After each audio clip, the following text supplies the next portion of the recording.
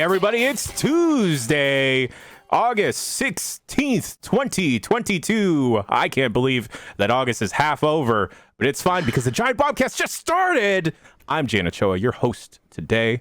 Joining me, co-captain of this hot air balloon, Jeff Grubb. That's right. I'm here. I'm a pilot on this hot air balloon, even though I feel like I have no control over what's going on at any time, but that's just like a real hot air balloon. Speaking about in control all the time, we've got Jeff Bakalar. Hey, what's up? How's it going? Thanks for having me. I'm having a big font day. Big fan of fonts today. Big fonts. Good big font. Fonts. Good font day. Good serifs. This one is called the Habibi if you're watching live or the archive. And faces. Font master herself, we have Jess O'Brien. That's a lie. I like Comic Sans. Are you for real? For real? I mean, that's okay. It's a little cute. I like it because it's just like a cozy little joke now, and I think that's kind of wholesome. It's home. It's home. Yeah, That's home. Yeah, that's what I think when I look in a mirror. It's a cozy little joke. It's you know. But we're all on the same page here. That love yourself. Somebody tried to send you like a serious email in Comic Sans, you'd sort like if someone was sending you like a quote I would feel for intimidated. Construction. Right, and it was in Comic Sans, and you were just like, "What the fuck is this? What is this?" No, I would be like, "This person has so much confidence; they are like on a level or two beyond me." In terms of I would trust that actualization. person to do contracting or stuff like that, because that's somebody that is focused on their craft and not on the extraneous bullshit like fonts. No, To me what's that says. messed up about? Yeah, go ahead. To me, that says this person is like that grandma meme where they're like hunting and pecking, and they're just like, "Where's the shift button?" That kind of thing. Like, I don't think. I don't know. Grandma wouldn't know how to turn on Comic Sans, I think, at this point. But I don't think anyone chooses it. That's what I'm saying. Serif? Is there a comic serif? Ooh, someone is on the be. case. Yeah. There must be. There has All to right, be. chat, send us the. Okay, send now- us your I Comic used to be Sans. anti-Comic Sans, until I Sure, who read wasn't? a fact that I'm not going to figure out if it was true or not, but wait. it helps with folks that have dyslexia. Yep. Yeah, that's so. whatever. You know what? Honestly, I think that's a lot of lobbying on the behalf of the Comic Sans people, if Yeah, I'm big- being big honest Comic here. Sans, The people. yeah. You know, also, They. I want to say there's the a couple. lizard people that control the government and are big They. into Comic Sans. Yeah. There are a few serif parts of Comic Sans. Like the capital C has a little lip.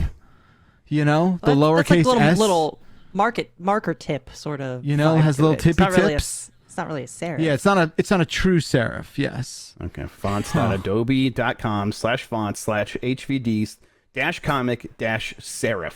Be careful, you might get a right. web P on accident, and you don't want one of those. Yeah. God damn. Dude, web This P's is are going actually way around more real messed up. bad right now. If I were a legislator, I would make web Ps illegal. I don't know what they are, but they inconvenience me. It drops fine into like when I put it into Photoshop or any other editing stuff, but it feels dirty. It's like when I accidentally download through nefarious methods a YouTube video and it comes out a WebM. I'm like, what is this? What am I supposed to do with The this? exact opposite of a Matroska file or an MKV. It's like the MKV is on one side of the spectrum, and then on the other side is this WebP bullshit that's controlled by one's some giant corporation.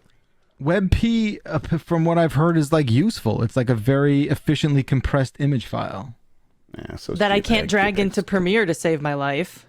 Well, Premiere has a lot of problems, actually. Yeah. Like, I'm more lately anti-Premiere because it'd be crashing every single thing. No. Apparently, not lossless me. WebP supports transparency as well. There's a lot of Yeah, Ps popping that's here. what we got pings for. We got PNGs for that. And we support nothing but transparency here on the Giant Bombcast. And it's poppies. plant-based. and it's plant-based. Give me my farm-to-table pictures, man. That's all I need. That's right. Totally. Oh, you guys, how's everyone doing? Grubb, Bakalar, O'Brien? The nest is gone. The nest is gone. The nest is gone. The Hornet. Okay, can I guess how he had? Like they just went out there with a garbage bag at night, wrapped it up, pulled it down, and prayed, and just ran to a trash can or something. Do you want to hear what I think I told this story on the You dump? did I last can't week. remember. No, I think you told it here last week, so we need to update. I told the origin story of it, but I might have told the conclusion. Anyway, so my neighbor was like, we're going to try and get the town to take care of this. And I'm like, fuck yeah. Like, let them do it. Don't pay, Get the an pitchforks out. exterminator, like $500 to fuck it, right? Torches. So she called them up and they're like, we'll do it tomorrow. And that was it. So, you know, my office window looks out, I could see the street. Good and story. I'm like, oh, you know, let's wait for this guy to come. This pickup truck pulls up next to the tree. Okay. This dude gets out. He's uncovered. He's in a short sleeve shirt and shorts. No protective gear whatsoever. Ooh, he's got a machete and that's it. He's only got a machete.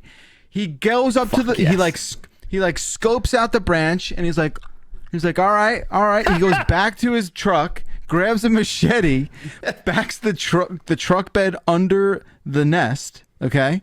Grabs the branch maybe like 2 feet away from where the nest is, takes the machete, slaps, like just chops off the branch. Meanwhile, they are losing their minds, these hornets. They are The hornets are. Okay. The hornets are losing. He throws it in the back of his truck, gets in, and drives away.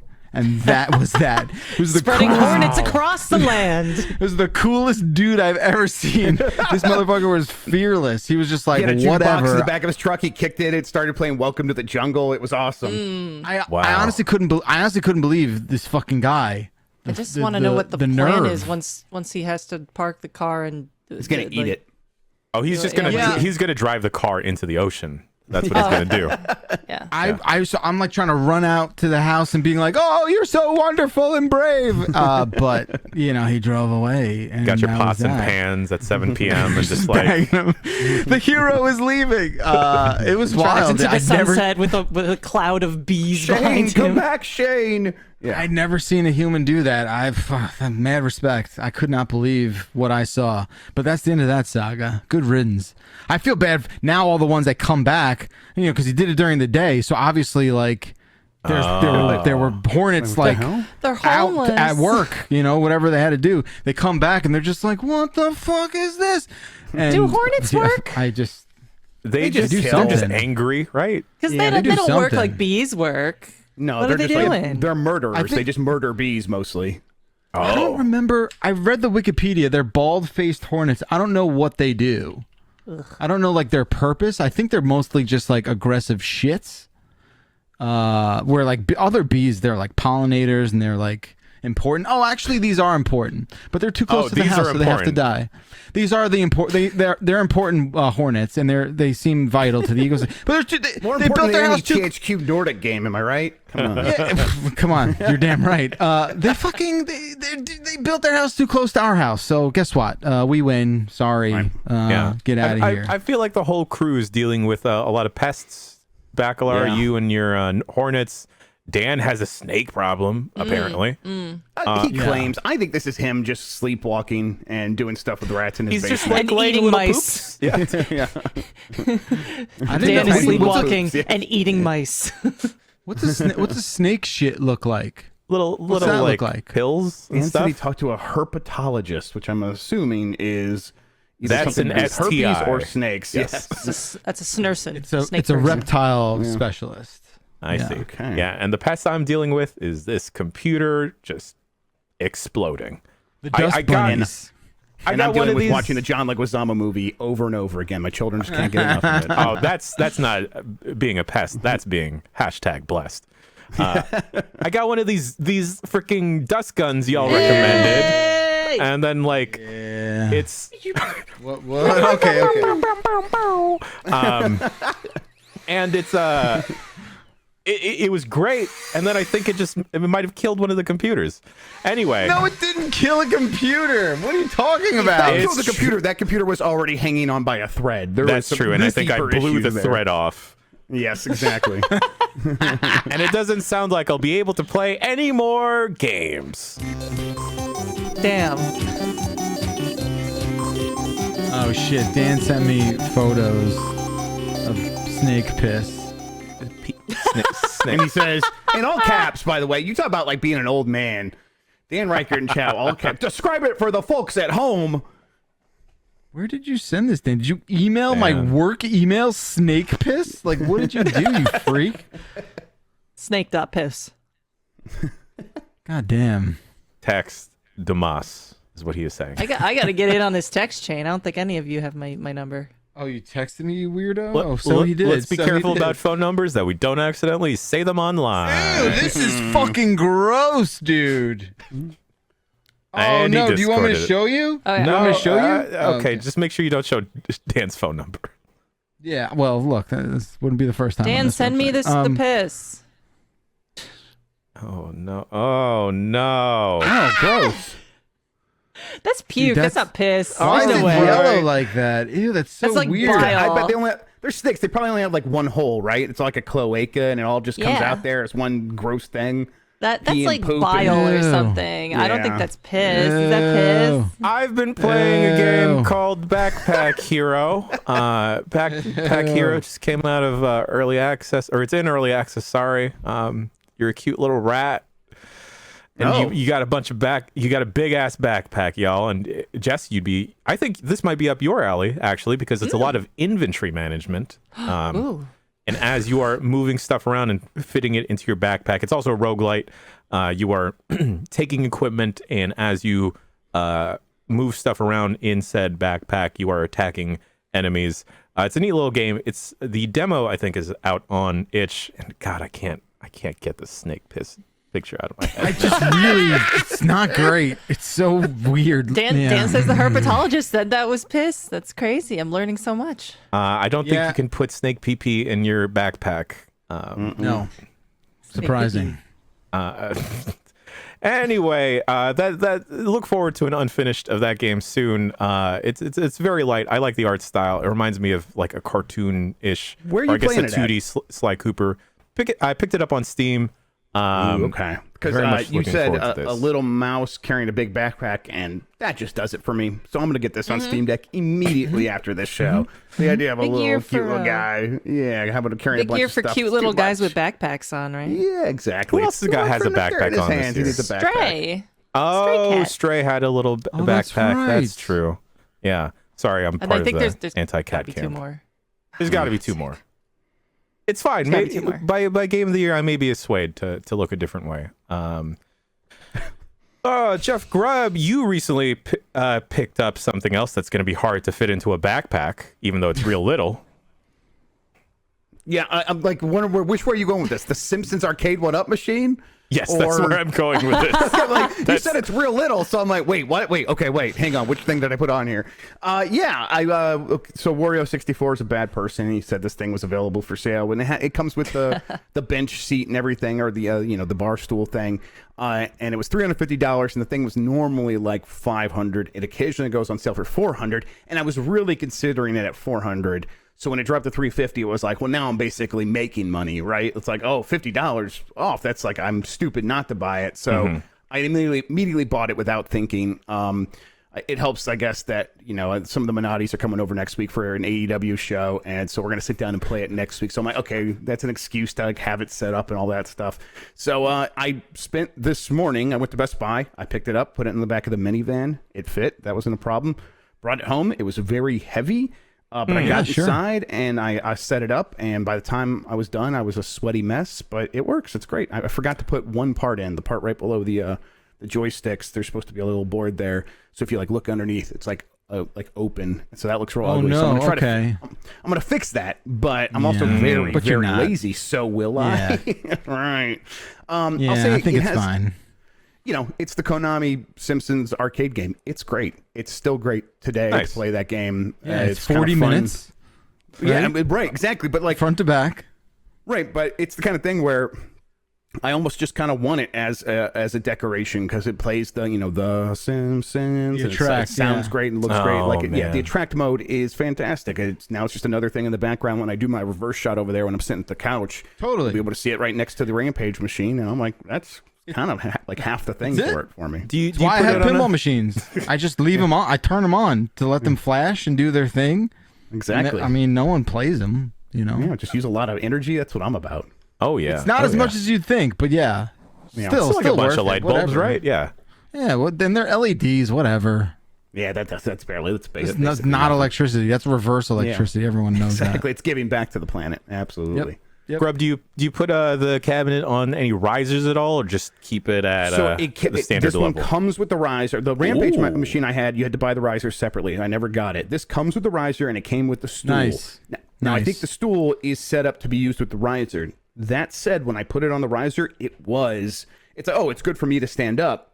But if my kids want to play, which they definitely want to play on these things, sure, that becomes like a little bit more of an issue. So right now I have it on the ground, no riser, and it does look little, but also I think like I'm like already used to it. Like now I'm like, oh, that's just normal. That's what these machines look like. So it's an option. I have the riser built. I have it just kind of set to the side right now, and I'm like, I'll debate whether or not I end up actually putting it up on there. But for the most part, I'm like, no, I got tiny little chairs just sitting over here for the kids to come sit and play games. And they've already been kind of sitting on it and enjoying it. So for me, this is probably what I'm going to keep it as. Although when I have friends over, maybe we'll pop out the riser so we can actually all like fit on it a little bit more comfortably. Ooh, I got a question, and this applies to the dads in the room.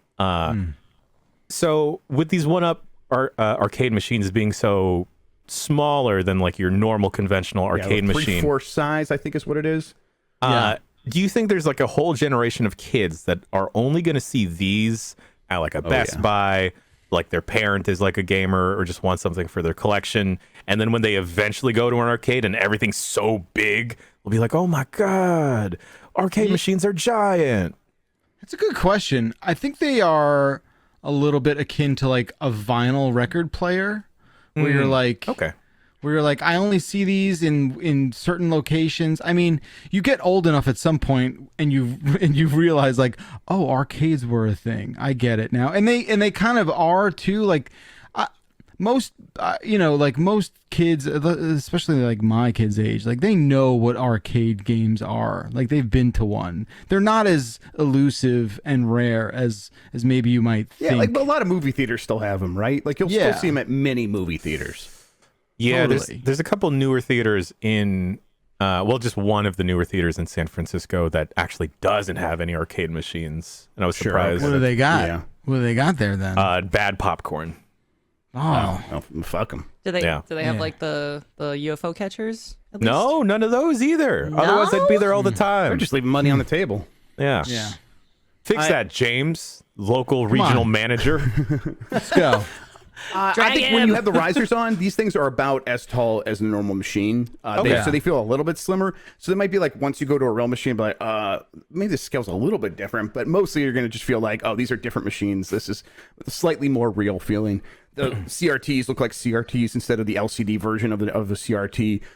But those are details only, I think, like really, like people who are super into games are going to notice. For the most part, people are like, no, that's just more arcade machines.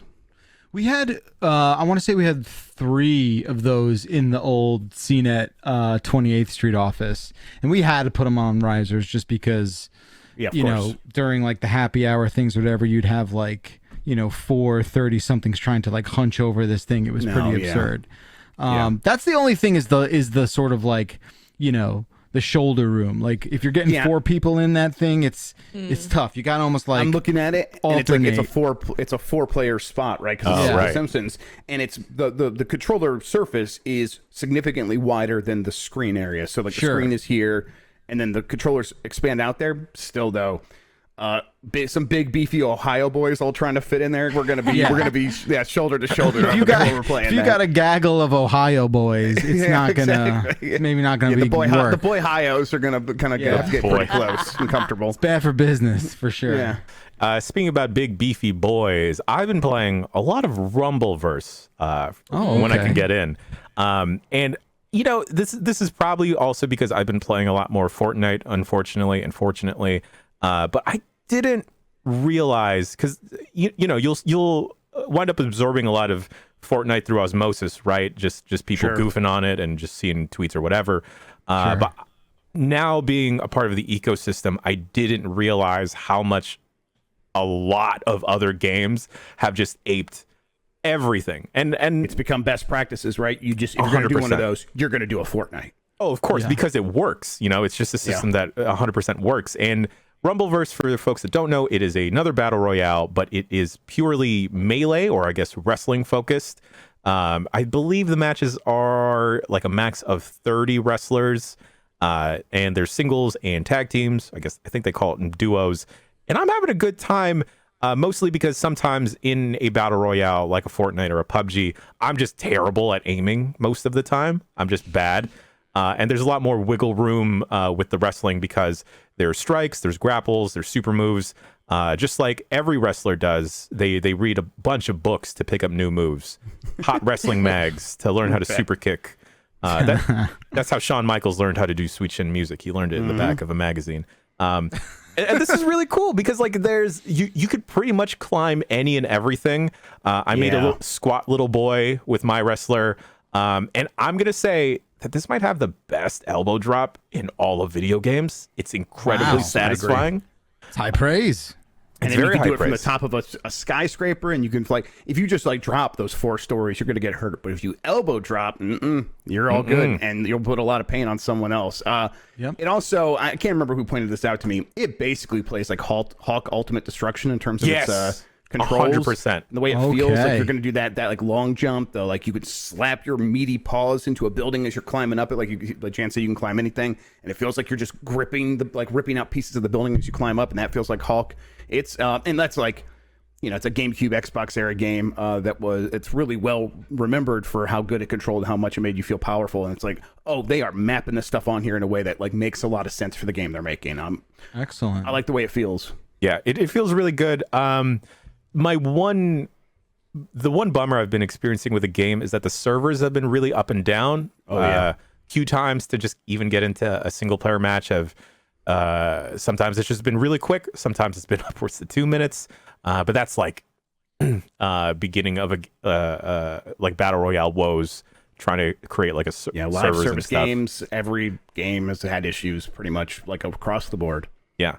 But for what it's worth, it's a lot of fun. I don't see it eventually evolving to like be squads of 3 or 4, just because 2 feels like a really good number.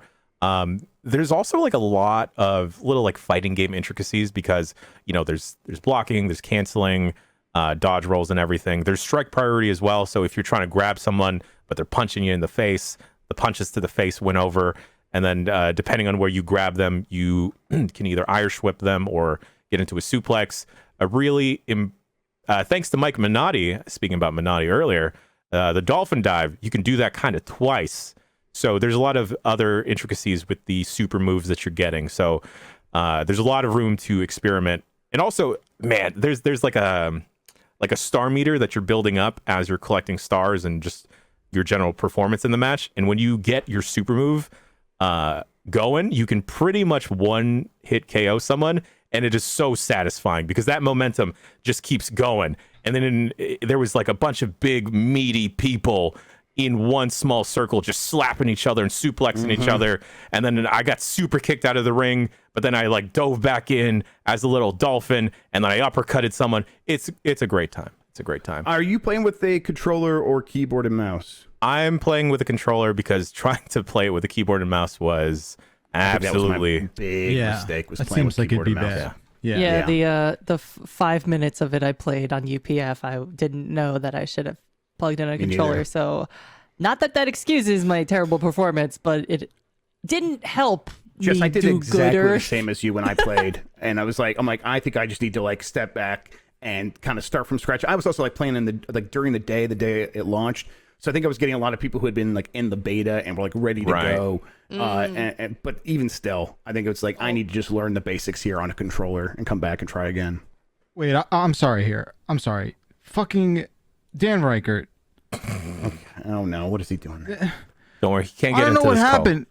Apparently, the fucking snake shit and piss photos have been sent to my Google Hub, and they're like on the Google Hubs in my house now.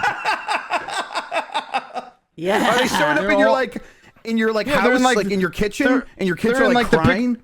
They're in like the picture frame. They're in like the picture frame family hub. It's so like good. That's so like fantastic. It's like a digital picture frame, snake piss and shit. Oh, that's so good. Well, it sounds Precious memories. sounds what like I it's understand set up is- so it only does that if it like recognizes like one of the people in the face. photo. Yes, so it's exactly. Google like, oh, this is Jeff Bakalar, a bunch of snake piss. What is Google saying to you right now? Dude, so you know what the fucking best thing ever was? I looked at it again just to see if there was like a face. something resembling a face. face in there. Just to be like, there's no way. Jesus Christ! Oh my Is that our Lord? Is that Mother Mary in that snake shit? No, it's not. Oh my It's God! not actually. I don't. Get that on I think eBay. I might have Facebook like Marketplace right there. Yeah, I think I might have just accidentally I don't know how I did, but like saved them to that. Yeah. Hey, that, we're not here to king shame slideshow. Bakalar. You can do whatever you want. Let me bud. tell you that them Hey, kids, look shits at this. have no business being in that album. Okay, they've been removed. They are there. They've been removed, and we can continue with the podcast. I just didn't want too much time to go by before the this would not make sense. So forgive me, Rumbleverse. Oh, Right. it makes sense for sure. Yeah, just like that snake pee pictures are wriggling through your system. It sounds like, Jeff Bakalar, you've been wriggling and skating and moving and shooting in Rollerdrome. Yeah, I've been shitting and pissing all over Rollerdrome. I love that game. I played it a lot while I was sick, and I really dug it. I got really far into the campaign there, and I do believe the final version of the game is out today, or it's out tomorrow, or something like that. So the game is now up to its launch build, and I'm still digging it. I still go back and I am playing a lot of the levels that I have not mastered. The only thing I will say about Rollerdrome that I think will hopefully kind of evolve a little bit, and Dan and I spoke about this on the Quick Look, and also I think when we were somewhere else talking about it. It's just, the difficulty in that game really does sort of smack you in the face. And I did feel myself hitting a bit of like a ceiling kind of sooner than later. And it took a bit, it takes a bit for you to realize oh, okay, I have to just change the way I play this game, or I'm not going to hit all these objectives, because you're gated for each level of competition by how many objectives you complete. So once you unlock more objectives, which are similar to like the Tony Hawk sort of objectives, they're way harder. Right. You're not just grabbing skate. So once you kind of get through that and really hyper focus your objectives and kind of lean into what the game is, that it and how it's not Tony Hawk, you'll find some success there. But again, this is one of the most visually striking things I've played in a really long time. Yeah. The slow motion, the sort of lo-fi aesthetic really does hit. It is just so beautiful looking. And I dig it, and I think it's got this really awesome, creepy Kubrickian mystery thing going on. There's a really satisfying kind of side story to just what the hell's going on with this, death sport in the year 2033 or whenever it is. So it'd be good to know. It'd be good to know. You play a character who's sort of you decide your level of intrigue. You're like, do I care that there's maybe a conspiracy going on in this dystopian future? Sure. Am I going to investigate it? No, you don't have to. You can read a few things. And it doesn't, the rabbit hole doesn't go too deep. So you're not really banging your head against the wall reading, sort of notes scribbled on blackboards and stuff like that. But again, really, really, really cool score in this game as well.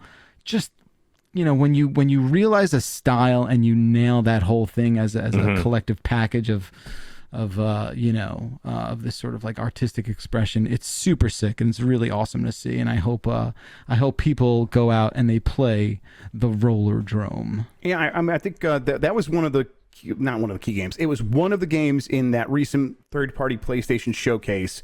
And for me, it was the one that I'm like, oh, I think I want to play this more than anything else in here. There were some big games in there. I'm like, no, Rollerdrome's the one for me. And I'm glad to hear that it seems like it's sticking some of that landing where, it's not just it doesn't just show well in a showcase, but it sounds like you had a lot of fun with it and the visuals held up throughout a gaming experience. So I'm going to go right into this and play the hell out of it, I think. Yeah, it's super forgiving in a lot of ways too, whereas something like a Tony Hawk game, again, I compare it to Tony Hawk because you will compare it to Tony Hawk when you play it. It's just unavoidable. It's just Are the you thing to do. You're cooking your jumps and everything, right? Well, that's the thing. So from what I gather, cooking jumps doesn't really impact the sort of intensity of the jump. And we were talking about this on the quick look. And there's a couple things too, like, you know, when you would cook a jump, sometimes you would like gain speed, right? It's kind of not felt a like thing. it doesn't feel like it's a you know, much of a thing in this game. Are you like also leveling up your character? Like, are you like putting points into your character like you did in Tony Hawk? Okay. No. Okay. But and also you don't have to like once you're in in a direction, that's the direction you're going. Like you will organically just be holding the left stick in the direction you're moving, but it kind of doesn't, you know, encourage you to do that. You're sort of just like off and running. And the cooking of the jump stuff doesn't really feel like it does anything. And you know, the game is super forgiving. Like you can't fall. Right, you cannot fall. You can fall off the map, and you'll just sort of like buzz back, but you can't fall. No matter what, you will land whatever it is you're landing. Whether your character like somersaults out of it, or you know changes forwards or backwards. But yeah, other than that, you know, I think obviously a lot of those deliberate decisions are likely made because the game, you just have to keep moving with this game. You know, you sit still and it's kind of over. You know, that's super important to like the spirit of the whole experience. Yeah. But yeah, it's great. I've been looking forward to this, mostly because I just really like that art style, and I liked it in Sable, but then there were parts of Sable that I just could not click with. I think something in like a faster pace type of thing, and knowing that I can't fall, that sounds fun. Speaking about Sable's too meandering for me. I feel the same way. Yeah. Yeah. Speaking about falling, Jess, you played a little bit of Fall Guys. Good segue, my man. I played a little bit of Fall Guys. I was drinking, I was smoking, and I won twice. Whoa, Jessica. Well, I think you need to write a strategy guide right now and just write those two things. Step 1, drink. Step 2, smoke. What? You got it. How did I? What? How does it say about me when I can only win this game? You found the butter zone. You found the butter zone. You unlocked the Goldilocks, you know, because you opened your third eye and everything. I guess I did. Exactly. You found it.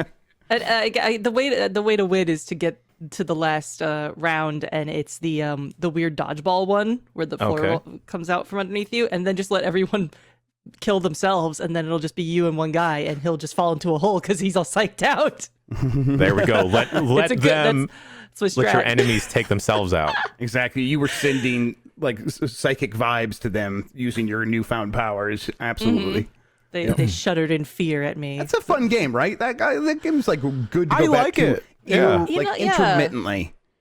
That's exactly, the relationship I have with it. I don't get obsessed with it, no way, or anything like that. It's just like occasionally I'll just get the urge, the want to be like, what's going on? New games, what's going on in there? Yeah. And then I'll like play like 20 times and I'll be like, oh shit, that was like, an hour and a half, 2 hours of me just like having fun and not even realizing I was doing it that many times. It was good. Yeah, and Grub, we've talked about this a couple times now, but like I definitely think the free to play element has added to their player base, because now you can pop in and be like, oh, there's a bunch of people here, and like there's a strong likelihood there's new people that are around my like skill level, or there's those Fall Guys pervs that are obscenely good at the game, as good as you can be with Jelly Bean Boys. I saw some people I thought were cheating, though. I wasn't sure. I wasn't sure if it was like, is this just lag making it look like they're jumping weird? Cheaters in that game. They got into the margarine zone. Because I can't believe it's not butter. There's this one. You can like.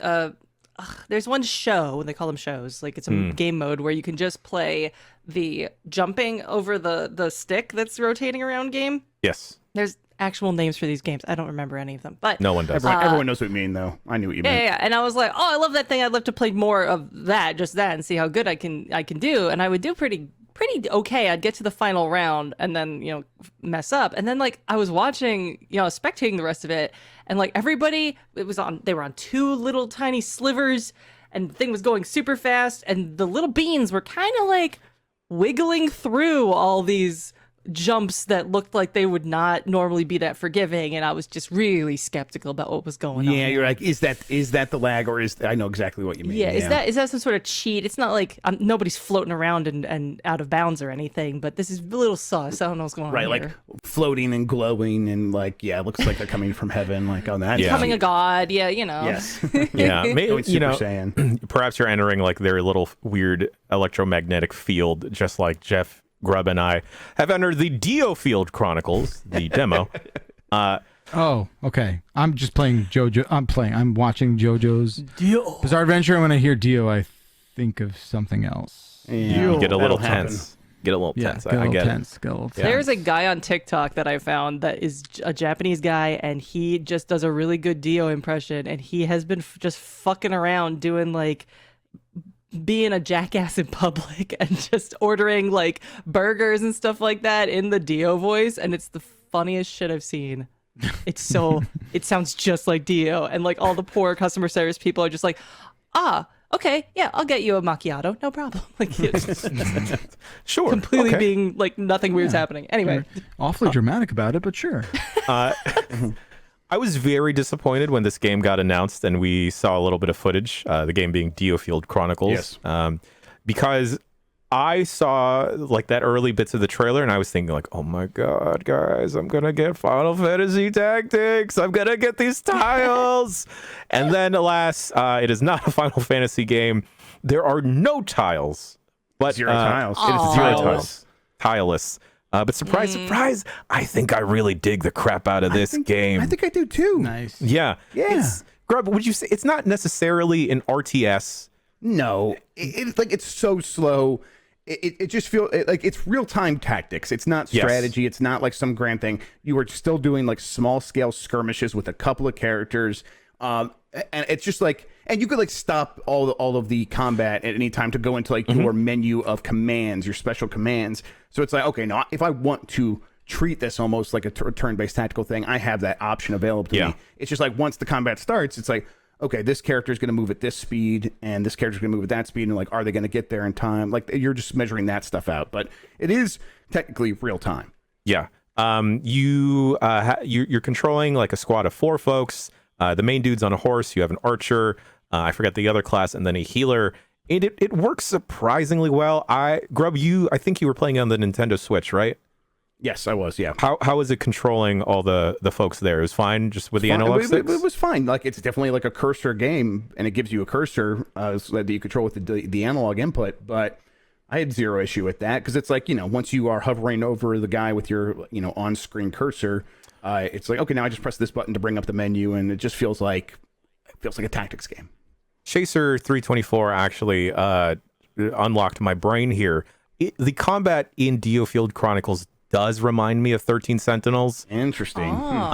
In just the way that you are pretty much telling a unit, like, you go there and attack this thing, and then I'll let you go do your business as you are telling another unit to go do another thing. Right. You can do batch commands. I'm also surprised that this demo is actually pretty beefy. It's about like 2 to 3 hours. You're pretty much getting the whole first chapter of the game. Is this a like your progress carries over to the final game one? I don't know. I don't know how I hope so, because I'm playing it on Steam, and I don't know, do Steam demos normally do that? I know in the Switch it does that all the time. I think Steam demos have the option to do that, I think. Okay. I would assume it would be possible. Yeah. And geez, like I was so ready to hate this game because I love me some tiles. I'll even take some like square or octagonal tiles if you'll lend them to me. hexagons, Whoa, whoa, those whoa. are cool. Ooh, hexagons too. It's a lot of edges on that bad boy. Jeez. That's tactical. You okay, Jen? You all right? Sorry. I'm just getting all hot and bothered. It's probably because this jacket doesn't have pockets. Probably. Yeah.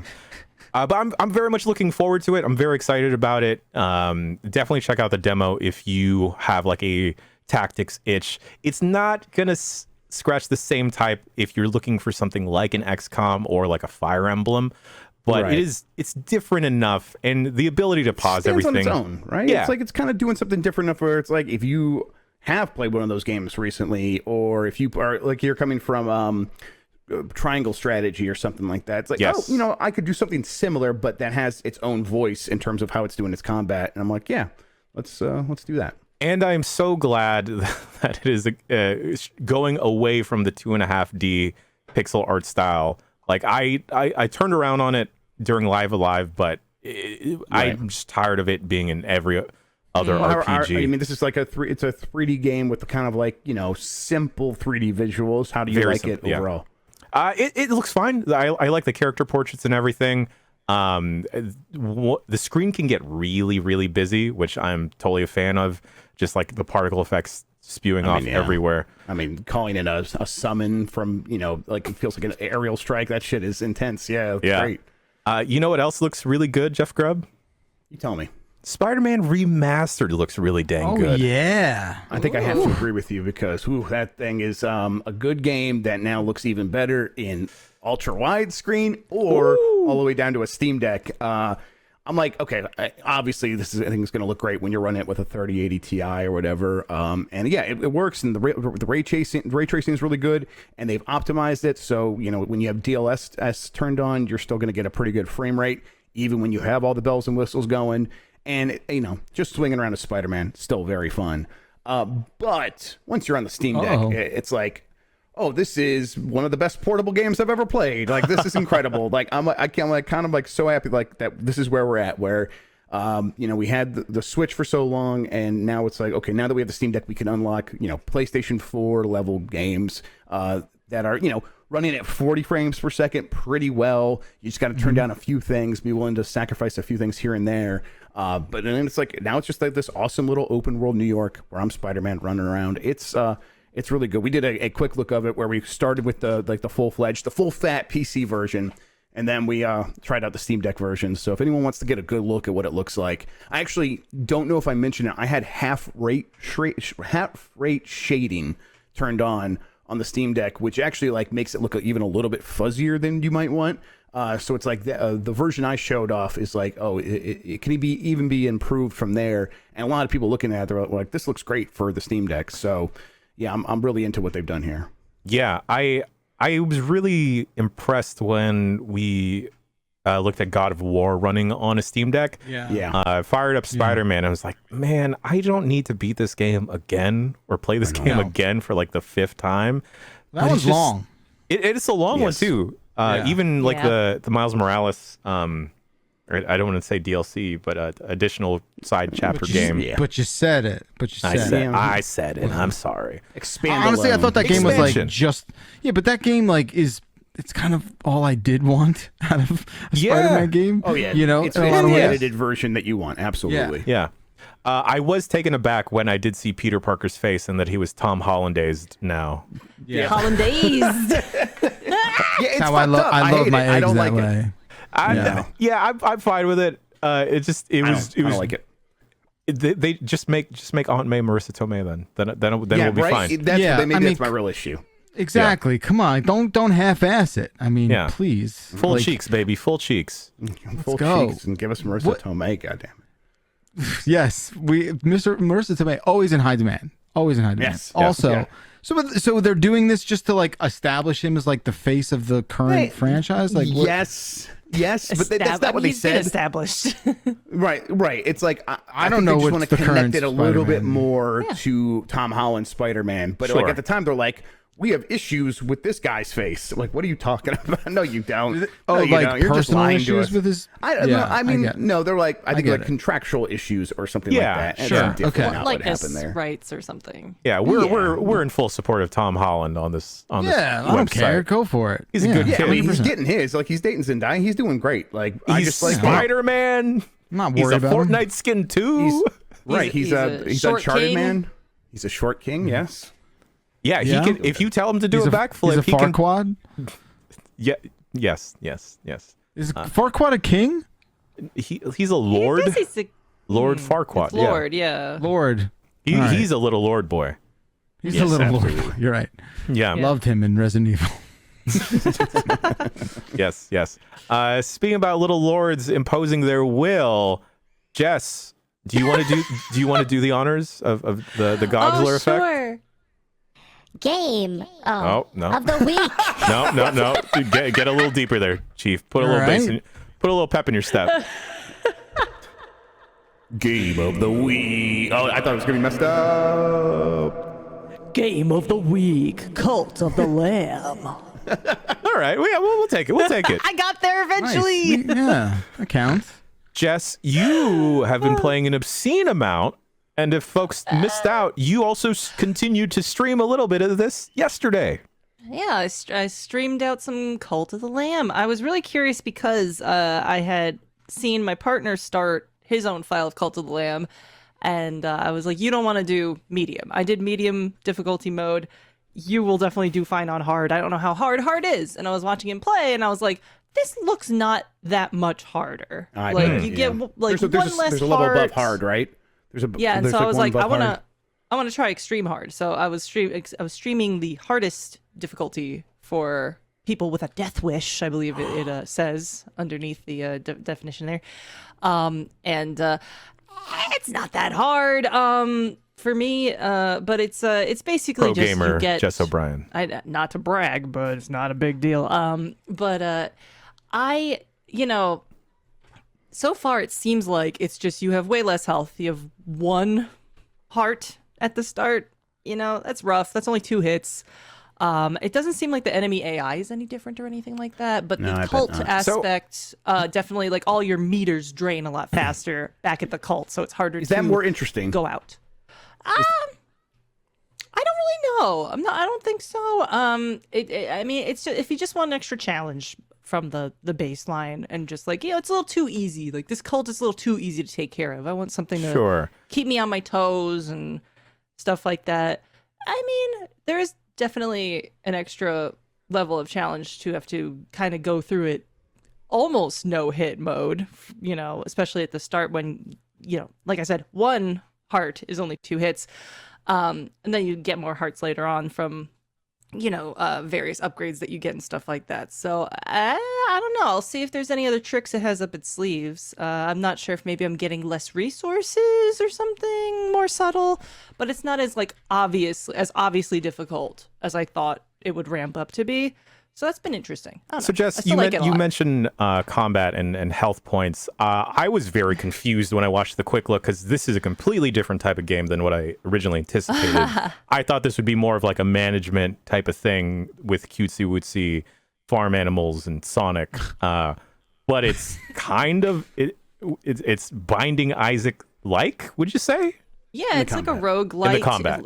Yeah, it's like a roguelite. I think that's what it is, roguelite. Yeah. I get them confused. It's like you want to just make a new term, even, right? Yeah. Let's just make a new term right now. Okay. Rogue Lamb. Rogue Diet Lamb. Rogue? Diet Rogue. Ooh. Rogue Zero. Rogue Zero? That's a Okay. Star Wars Ooh, there movie, we go. I think. No, that's Rogue One. But yeah, whatever. Yeah, the prequel. This is one less. Yep. But yeah, it's about like, I think I would say it's like 60-40. It's that cutesy Animal Crossing-y Animal Crossing, Stardew Valley. That's the other one I was thinking of. Like kind of growing crops, taking care of little dudes. That's like 60% of it. And then like 40% of it is like, well, to enable yourself to take care of these folks, you have to go out, kill some gods, get lots of resources from the forest and stuff like that to make everyone comfortable back there. And in making everybody comfortable back there, it feeds back into the combat loop of you getting better at combat, getting more abilities, getting more health, getting different weapons, stronger weapons, tarot cards that beef up your abilities while you're out in the field doing your crusades and stuff like that. I'm not sure if I illustrated the gameplay loop well enough in the quick look because I'm a little ADD and I was just like, my guys, they're pooping. I gotta clean up their shit. Like back and forth. Yeah, everywhere. but I think that did a good job illustrating like these are the problems you're gonna face on the one side of the fence, and then the other side you showed the combat. And like I think the like when you go into combat, the thing is like, okay, how much time am I gonna be spending here in that combat is what a lot of people are asking. And I think the difference between this and a lot of other roguelites where as soon as you die, you're like, well, shit, I got to get right back in there because I want to make progress. Here, you don't lose all of the resources that you gain. You still keep a lot of stuff. And when you get killed, it's almost like, well, I got to go back and take care of things at my base anyhow. People are hungry. They're getting mad at me. I got to manage this stuff. So if I die, it's not that big of a deal. Yeah. And then also, you do that for a couple minutes, and then you go back to combat later, and it feels like it doesn't feel like much of a punishment. Nah, it's like there is a little downside to dying is that your cult like kind of thinks you're a loser for failing at your crusades. So you come back home and everybody's like, like disappointed in you. So there's a little bit of like, makeup time where you have to like get everybody's goodwill back up a little bit, and then you go back out. But yeah, there's also like I noticed like now that I'm playing the hardest difficulty, I'm noticing that like certain binary choices that you get to like upgrade your cult's doctrines and stuff like that, they make more sense on extreme hard mode. Like for example, I got the choice between like which ritual do you want? Do you want a fasting ritual where people's hunger will be locked at full for 3 days, and then you'll go back down? Or that's all it does. It doesn't give you extra faith or anything like that. People can still get mad at you. Or you can do a feasting ritual, which will fill up everybody's tummies right now. You don't need any resources for it, blah, blah, blah. And I was like, we feasting. What's the point of doing this other thing? And then I realized later, like, oh, it's really hard to stay away from the cult for a long period of time. So, like, if you froze their health meters for 3 days, that's, like, actually a really good perk. And I was like, shit, I should have chose that because it wasn't a problem on the lower difficulties because their meters were less aggressively declining over time. So, I think that's exactly what I was expecting from the harder modes. Is it would give you more reasons to think about those perks more thoughtfully. And it sounds like that's exactly what you run into. Yeah, there's a little more strategy to it that I wasn't even anticipating. I was just like, I know what this one does. That's the good one. And I was like, oh, right. Shit. I think it might encourage you to be like harsher too, because like there's a lot of options here where it's like, do you want like a wedding or do you want to put everybody in prison? And it's like, okay, obviously one most and the people same if you ask me. Whoa! Jinga! Yeah.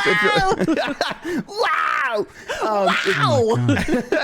It feels like, okay, you're obviously the first time ever through, everyone's gonna be like, I'm gonna be the nice guy and stuff like that. But there are reasons you might want to be a little bit harsher, and the harder modes would probably like encourage that a little bit more.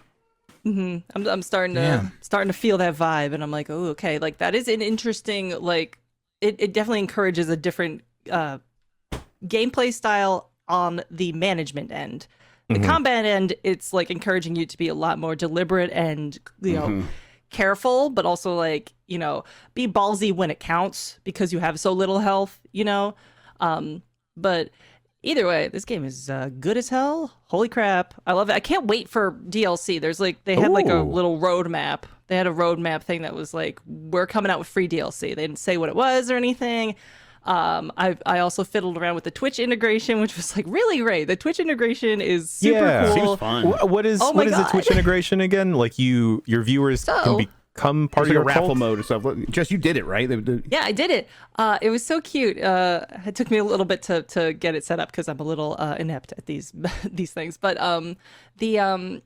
so whenever you get a new critter in your cult, you go to indoctrinate them, and when you do that, you go into this screen where you can change their name, their looks, all that sort of stuff.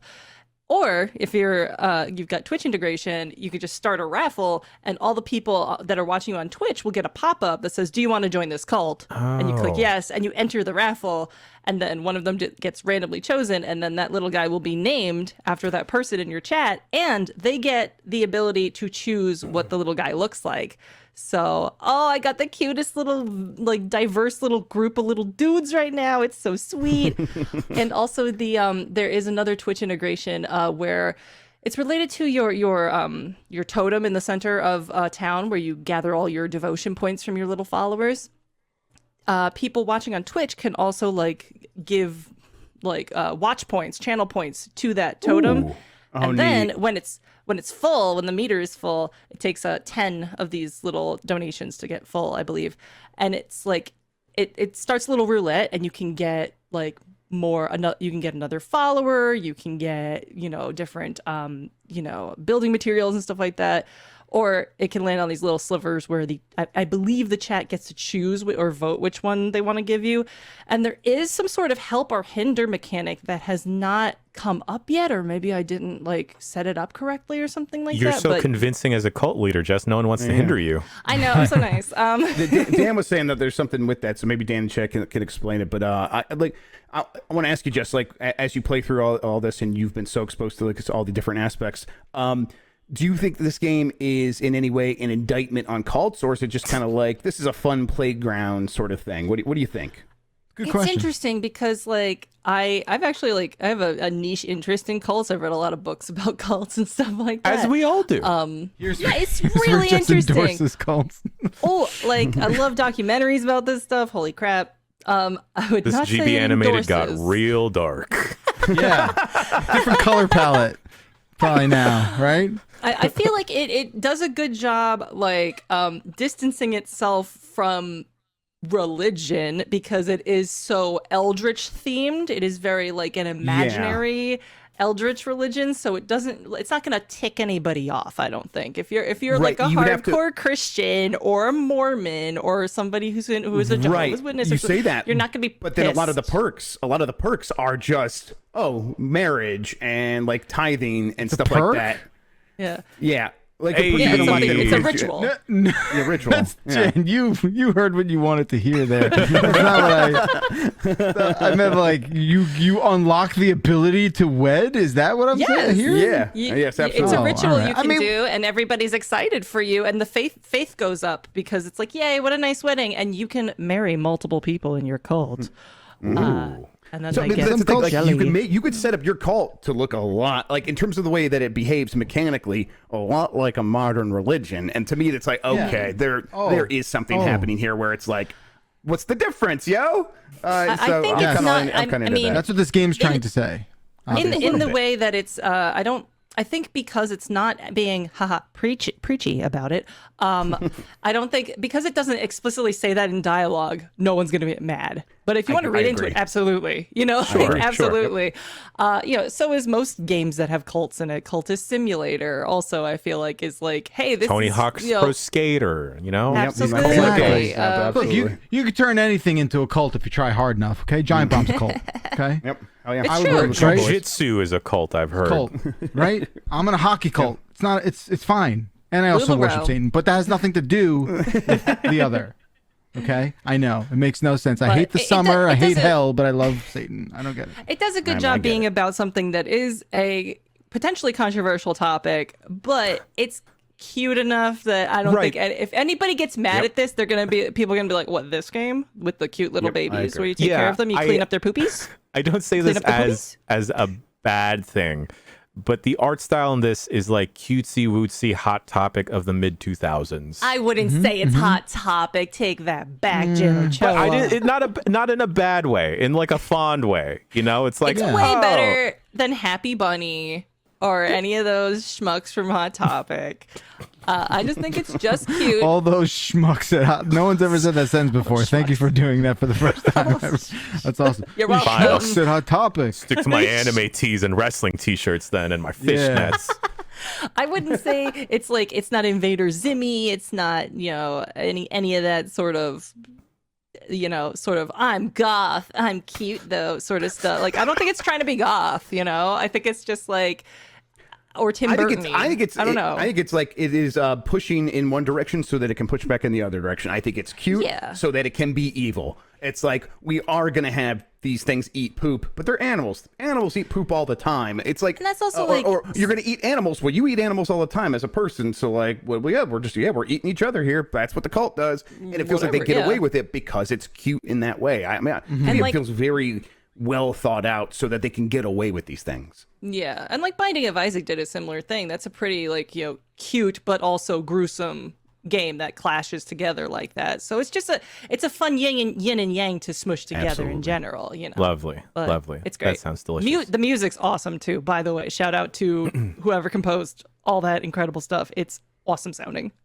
Thank you, Jess and Jeff, for your time with Cult of the Lamb. It's not normally my cup of tea, but Jess, you're very high on this. I think I might check it out. I've always been Steam Deck scared to game. lead a cult. I feel like I'd be too okay at it. Two quick things. You'd slide in real nice into that cold. Two quick things. For as weird as Nintendo is about virtually everything in their offerings, I am so surprised that their cloud saves actually work. Thank God. Because Wait, did you get a new Switch? So I forget that I live in a 2-switch household. Okay. Let me just update this. And Forgot? I That's forgot weird. because Okay. my partner barely plays hers, and then I was like, wait a minute, you have one. Signed into that. That was fairly easy, and then it was with my Nintendo account. Downloaded, So re-downloaded we're back in business? Xenoblade. Yes, I can continue to lead this army of 9-year-olds to anime heaven. Yes. Thank For you, God. bud. I can't wait to play more, actually. I don't know. I've been thinking about it ever since yesterday. Yeah, Jeff It's a good Grubb, game. Yeah, the archive is up now. Apologies, folks, for lagging on that. But gosh, this game continues to go places. If you are at all curious about it, definitely check out Jeff's stream yesterday because it was really dang good. And I've seen some criticism of like, why am I still in the tutorial phase at hour 30? But I think the weird way that they're doing this and rolling out every new mechanic, it's doing a bold and good job at making everything feel fresh. I think my one drawback of the game is that it's on a Switch. I just want this to look prettier, especially seeing Spider-Man. The Switch. Just seeing Spider-Man like on another handheld device next to it. Yeah. It's just almost night and day at this point, and it's just making me dread other games that are going to come out on the Switch unless I they're think Mario Kart 8. It looks good for what it is. It looks good compared to Xenoblade Chronicles 2, which had a lot more issues with resolution. Yes. And yet, I'm still right there with you. It's like, man, these environments are squishy looking. Yeah. They are soft in terms of their resolution, and it just, it looks like an older game when it's like it's literally brand new. It just came out. Everything else about this game is fantastic. Like the music that kicks in and whatnot. I don't want to continue singing the praises of Xenoblade Chronicles 3 because now I sound like I'm in a cult and I'm just plunging into a void of eternal darkness. I mean, I'll tell you what, though, that you were right to get through that cutscene there at the beginning because it lays a lot of great groundwork. I met a lot of awesome characters. There's a lot of awesome dynamics between those characters. They they met their Obi-Wan, who immediately got Obi-Wan. I'm like, yeah, let's do this thing. I am ready to see where this goes next. I can't wait to get these characters back together. I'm crossing my fingers so hard, hoping that they're gonna kiss. Yes, all of them. Yeah, all of them. Just one big group kiss, and then we just plunge into an eternal darkness, just like Jeff Bakalar. Ooh. Nice. All right, there we are. It's happening, ladies and gentlemen. I figured it out.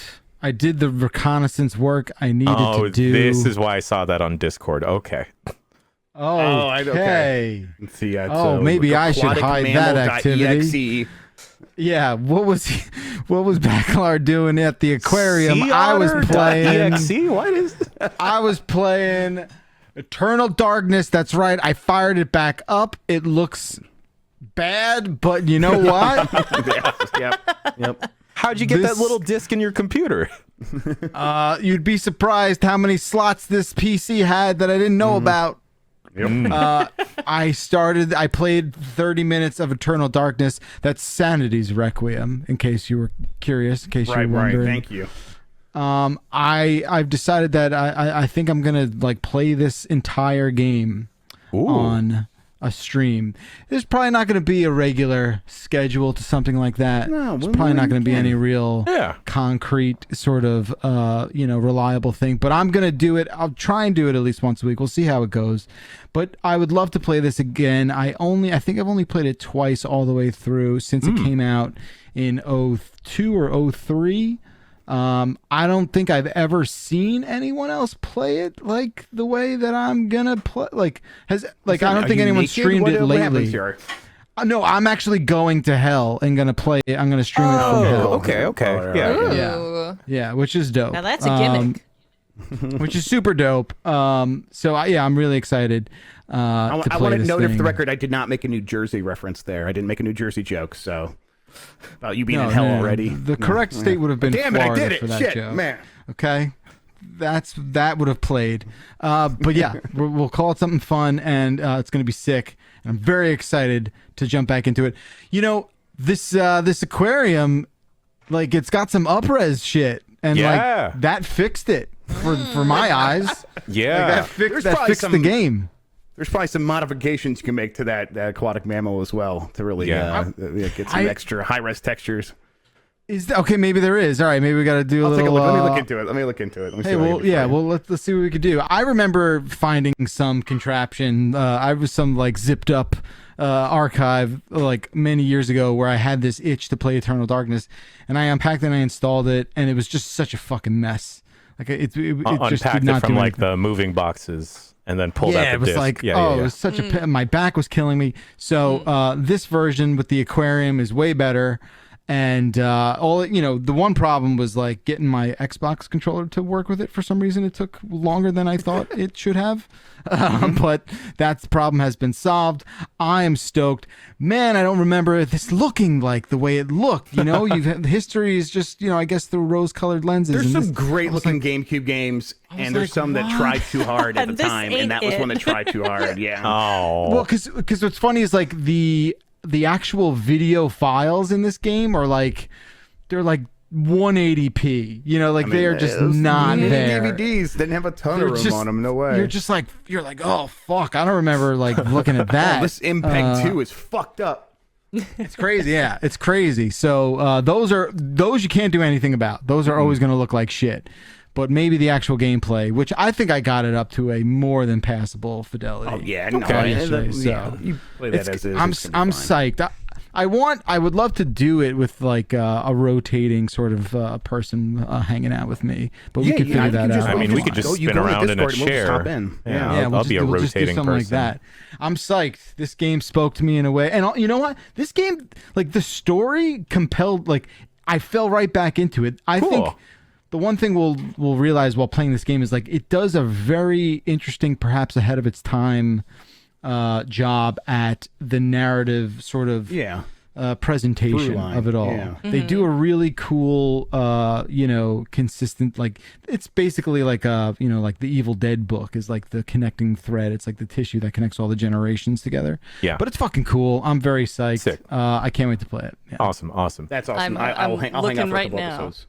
I'm looking right now at All Sanity Effects compilation because I've only seen a handful. Oh, spoilers! I've only seen a handful Spoilers! of these. Those are spoilers. They're great. Don't look that up. Just wait till Bakalar. Yeah, don't be pre-insane. Don't do that. All right. I think it's so cool that they did that. Like that's like the reason I played it, and I didn't actually end up finishing it because I got too bogged down by all the spells. I felt like the spell mechanics are really clunky, and I was just like, eh. Yeah.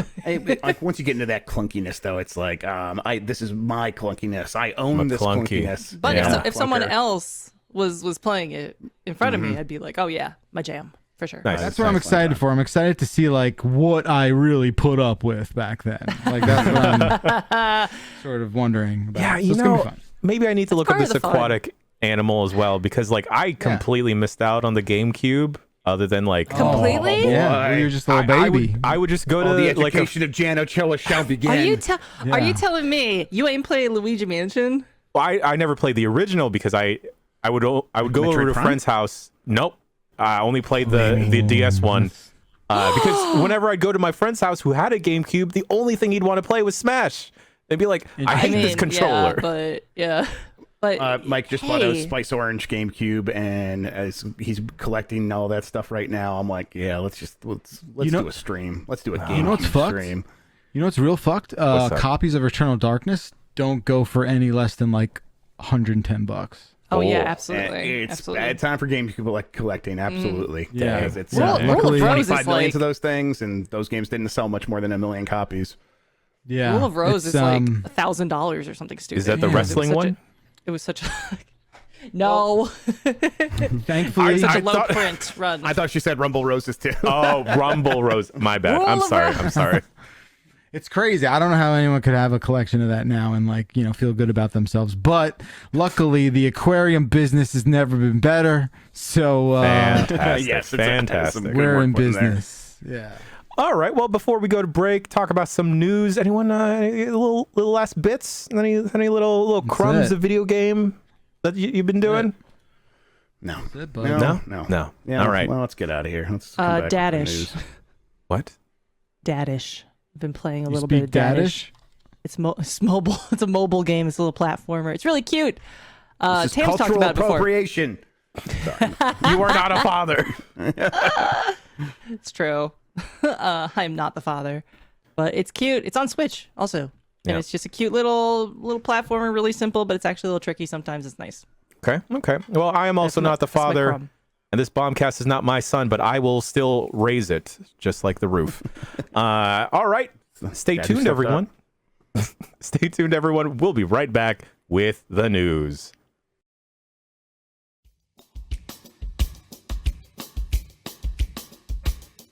Yo, I've got so many things lined up. I've got a wedding, and then another wedding, and then another wedding, and then a party for a wedding, and then an after party for that wedding, and then 2 more weddings. And I gotta be sure that my face is looking real nice. And with Harry's, that is pretty much a guarantee, y'all, because of the incredibly sharp razors, the refills that are arriving straight to my door. I can make sure that my face be looking real smooth. I'm getting a super high quality shave, y'all. This handle is probably one of the best handles, honest to God, that I've ever used while shaving. The 5 blades stay super sharp. They're incredibly well made. And this shave gel, y'all, I've used a bunch of shave gels in my time, but even just with a little spritz, I'm able to spread it across my whole face, and it smells mighty fine. Right now, you can get Harry's starter set for just $3. Plus, you'll get a free travel size body wash. The set includes a 5-blade razor, weighted handle, foaming shaving gel, and a travel cover. A $16 value for just $3. Just visit harrys.com/bomb. With a Harry's starter set, you're getting everything you need for a great shave. This 5-blade razor, as I've mentioned, is incredibly sharp. It is stage sharp, and I'm getting a good shave after shave after shave each and every time. And Harry's has the highest customer satisfaction in the shaving industry. And you know what? They're still offering a no-risk trial. If you don't like your shave, if you don't like the product, no worries. It's on them. No matter how busy things get, stay fresh with Harry's. Get your Harry's starter set today, and you'll get a free travel size body wash. Just go to harrys.com/bomb. That's harrys.com/bomb. As I've mentioned, y'all, I've got a couple weddings to go to, and the last thing that I want to be worrying about is how I'm going to be dressed. You know, sometimes when you rent a tux, you look super frumpy, the cut is out of style, and you just can't choose anything on the suit that you're renting. But with custom fitted suits from Indochino, I already know, y'all, that I'm going to look great, you're going to look great, we collectively are going to look great, and you're going to look so handsome, and you can get so many compliments on this wedding, maybe more so than the wedding couple themselves. Because with Indochino, you can choose all these deets on the suit, your shirt, your dinner jacket, and all these are coming at affordable prices for these fully custom pieces. I ordered a pair of chinos from Indochino, and I gotta tell you that these are some of the best pants that I've ever worn because they're custom fit to me, y'all. I was able to just take my own measurements at home, upload them to the website, and then bing bang boom, a couple days later, these showed up to my door and they fit like a glove. Well, no, they fit like pants because I ordered pants. Anyway, these look great. I was really surprised with the level of customization as well, because I normally cuff my pants, and that was an option at Indochino. And when my pants came, they already came with the cuffs pinned. My partner has told me that my calves be looking great. I don't have a strong derriere, but she was saying that these pants are incredibly flattering in that region. I'll take her word for it. And if you've got the big day coming up, getting the perfect look is no big deal with Indochino. Get $50 off any purchase of $399 or more using promo code BOMB at Indochino.com. That's $50 off a purchase of $399 or more at Indochino.com, promo code BOMB. What's up, Giant Bomb? We're Albummer, a album review show here on the video game website, giantbomb.com. we listen to albums that are considered bad, and we try to find the good, but we usually don't. But sometimes we do. We don't always dress like this. Hell yeah. Well, that was 20 seconds. See you guys later.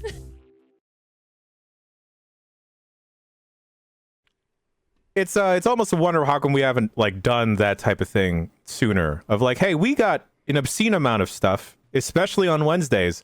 Why don't we pimp all of that stuff?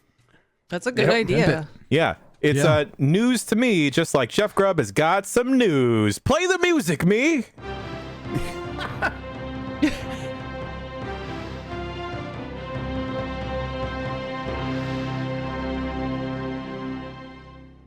Howdy, everybody. First up in the news, I went to dolphin-mu.org and I found this Eternal Darkness just laying HD it texture all pack. out there, huh? Just putting it. I Just mean, plonking it I out went to on the table. aquarium. I went to the aquarium. I messed up. There you go. There you go. And they got that Topaz Gigapixel and they went to work on all of the textures in Eternal Darkness. I did this with Metroid Prime when I was showing off the other week. Gigapixel is that like AI program that you just put in. Basically, if you have a JPEG or whatever, you put it in there and it's gonna up-res it to 4K standards. It looks real good, so maybe we'll get that set up. The good AI art that we're all okay with.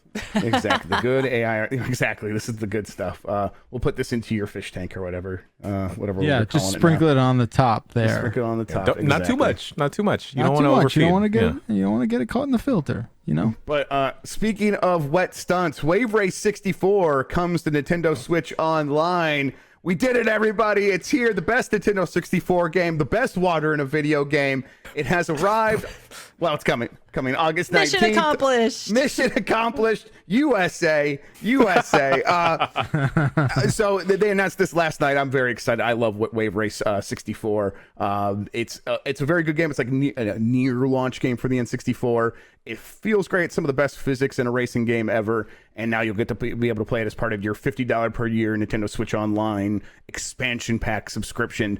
This is Nintendo keeping up with its one game a month schedule. I think like last month they mentioned something like, hey, don't worry, more are coming. And it's like, wait, like, why do you feel the need to say that? Thankfully, that wasn't because they were taking a break. Here we are. It's August. We're getting another game. This version of the game is not like the Wii virtual console version that they launched that stripped out all the Kawasaki references. Like there was Kawasaki logos and stuff and ads. Oh, right. They're back in there. And the trailer for this ends with them saying, courtesy of Kawasaki, who gave permission to use all this stuff. Oh, so that's cool. Obviously they worked it out. So it's like the original game. I would have lived if it didn't have that stuff in there, but it's cool that they just went there and asked and the lawyers figured it out. So that's something. But August 19th, that's, I'm going to be playing a lot. That's right around the corner, yeah. Yeah, I'm going to be doing a lot of Switch that day. I'm going to go to town on that. I love Wave Race. Jeez, I was more of a Jet Moto guy, but okay. Like, you your love. You get out of here. I'm a Jet Moto guy. I mean, You have a Jet grappling Moto- hook in that game. Why is that happening? in Wave Race, really? That's not Jet Moto. I don't remember there was a in what the first one? I think the second one. I swear, like One there of was a orb thing you could shoot out of your Jet Moto, and then you'd swing. Now that's a game I bet looks like absolute dog shit, because I remember that game looking like dog shit in 1994 or whatever. My God, that can't look good now. Jet Moto needed a grappling hook to make it fun. That's why it added a grappling hook. Like, it was just not very good until then. I'm just glad Dan Reichert isn't here because he's talking up Jet Moto in chat. And no way. Wave Race 64 Jet Moto's dope. Up here. Jet Moto's like, I just don't think they were this, like, they weren't. Why are you comparing them though? Like, I don't think they were fighting.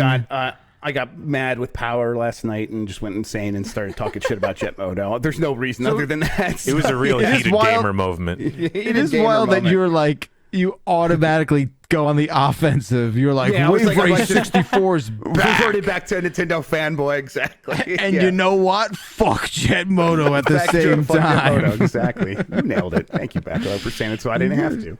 Okay. All right, here's the news. Apparently, I'm going to be a Fortnite reporter now because we care about this. Dragon Ball has arrived on Fortnite's island.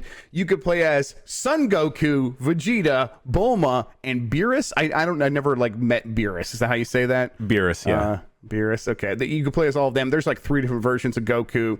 all the leaks basically were correct. There's a ton of stuff. This is like a major Dragon Ball event. It's huge. It's huge. They are like adding Dragon Ball parts of the island, like Capsule Corporation. You're going to be able to do missions to unlock more stuff by going to these parts of the island and finding Dragon Balls, and then you can make a wish to the dragon. I don't know. I mean, you get to go like make a wish and say, "Oh, I wish I had Tim Sweeney's house." I don't know. But you can like watch anime, watch episodes of Dragon Ball Super in the game now. It's all kinds of crazy stuff. I'm very excited. For me, I'm going to go in there. I'm going to buy a Goku, and then I'm going to play this game tomorrow. Jan, are you with me? I am going to buy all of the Gokus that they will let me buy. I am sure all of Mexico is going insane right now with Dragon Ball fandom. It's amazing how fast this virus took a hold of this team. Let me just tell you. Yo, like, my boys, I was like, yo, this Fortnite game is good. And then two of them were like, dog, we've been on Fortnite. Yeah. And then we dropped in. First game, us 4 boys, 2 of us fresh, 2 of us were seasoned vets, 3 of us John Cena's. We won the first time. It was amazing. Hell yes. So what do they call this when like you got chicken dinner? That's right. Rotisserie chicken dinner, baby. Ooh, Boston Market. Love it. There we go, my little Baja Blasts. What do they call this when this happens? When like the elder millennials like get into excuse me. I am on the lower side of the millennial you're right. chart. I'm sorry. Okay? I mean, I'm forgive me. As king of the elder millennials, it is tough for me to sometimes see the subjects below. Right? You understand that, okay? Right. I'm right there at the edge, holding on. And when I look up, I hit my head on the ceiling. That is how high up on the king of the elder millennials I am. So, what happens I think when they call this youth appropriation? Is what it is. Is that like, what it is? Like, oh, it's we're you know what they really call it? They call it Fortnite being ruined by us arriving. Is what it really is. Hey, we're here to ruin Fortnite for you kids. This is like when your parents got on Facebook, right? This is what happens when you're honestly, like grandparents. I could see that happening. Yep. I could totally see that happening. Obviously, Jan, you will have to be the one to be the translator for us. We will need your vernacular expertise to speak to these young people so that we are able to settle on some kind of agreement here. They have so many like sound clips from songs in this game, by the way. I don't know if y'all know this. Yeah. But like I heard the smeeze in it, and then I was like, I want to get the smeeze. Let me smeeze. All right. Okay. You can make Goku do all kinds of stuff in this game. I'm gonna make him dance to Bollywood music. Dan bought the deep dab to make Goku dab deeply. Don't spoil the whole thing, Grub. No, there's gonna be more stuff. Let me tell you. We are gonna do some fucked up shit to these Gokus. Jess, don't you worry. We are gonna mess them Great, up. It's good. Gonna be good. Yes. I meant to ask earlier, Jan, as the knower of the children's vernacular, I said crunk earlier. And you told me in the doc that no one uses crunk. What is the new term for being drunk and high at the same time? Zooted? Is that zoots? No, they've gone back to pie-eyed. It's gone back around to what my mom used to say when she was a kid. Oh, I'm getting pie-eyed. Yeah, all the kids are saying it just like that in that accent on the playground. I'm getting pie-eyed. And then like cartoon birds circle around their heads. Is faded still a thing? Probably not, right? So faded is taken on a different meaning as well. So if you want to throw in money to a collective pot or pay someone back, it's like, yo, let me throw in some fade, or let me fade for like gas money. Yeah. Or faded still works as well. If you get real messed up, sometimes kids will use like, man, I'm like real smizzy right now. Smizzy? Smizzy. Jan, why are you capping?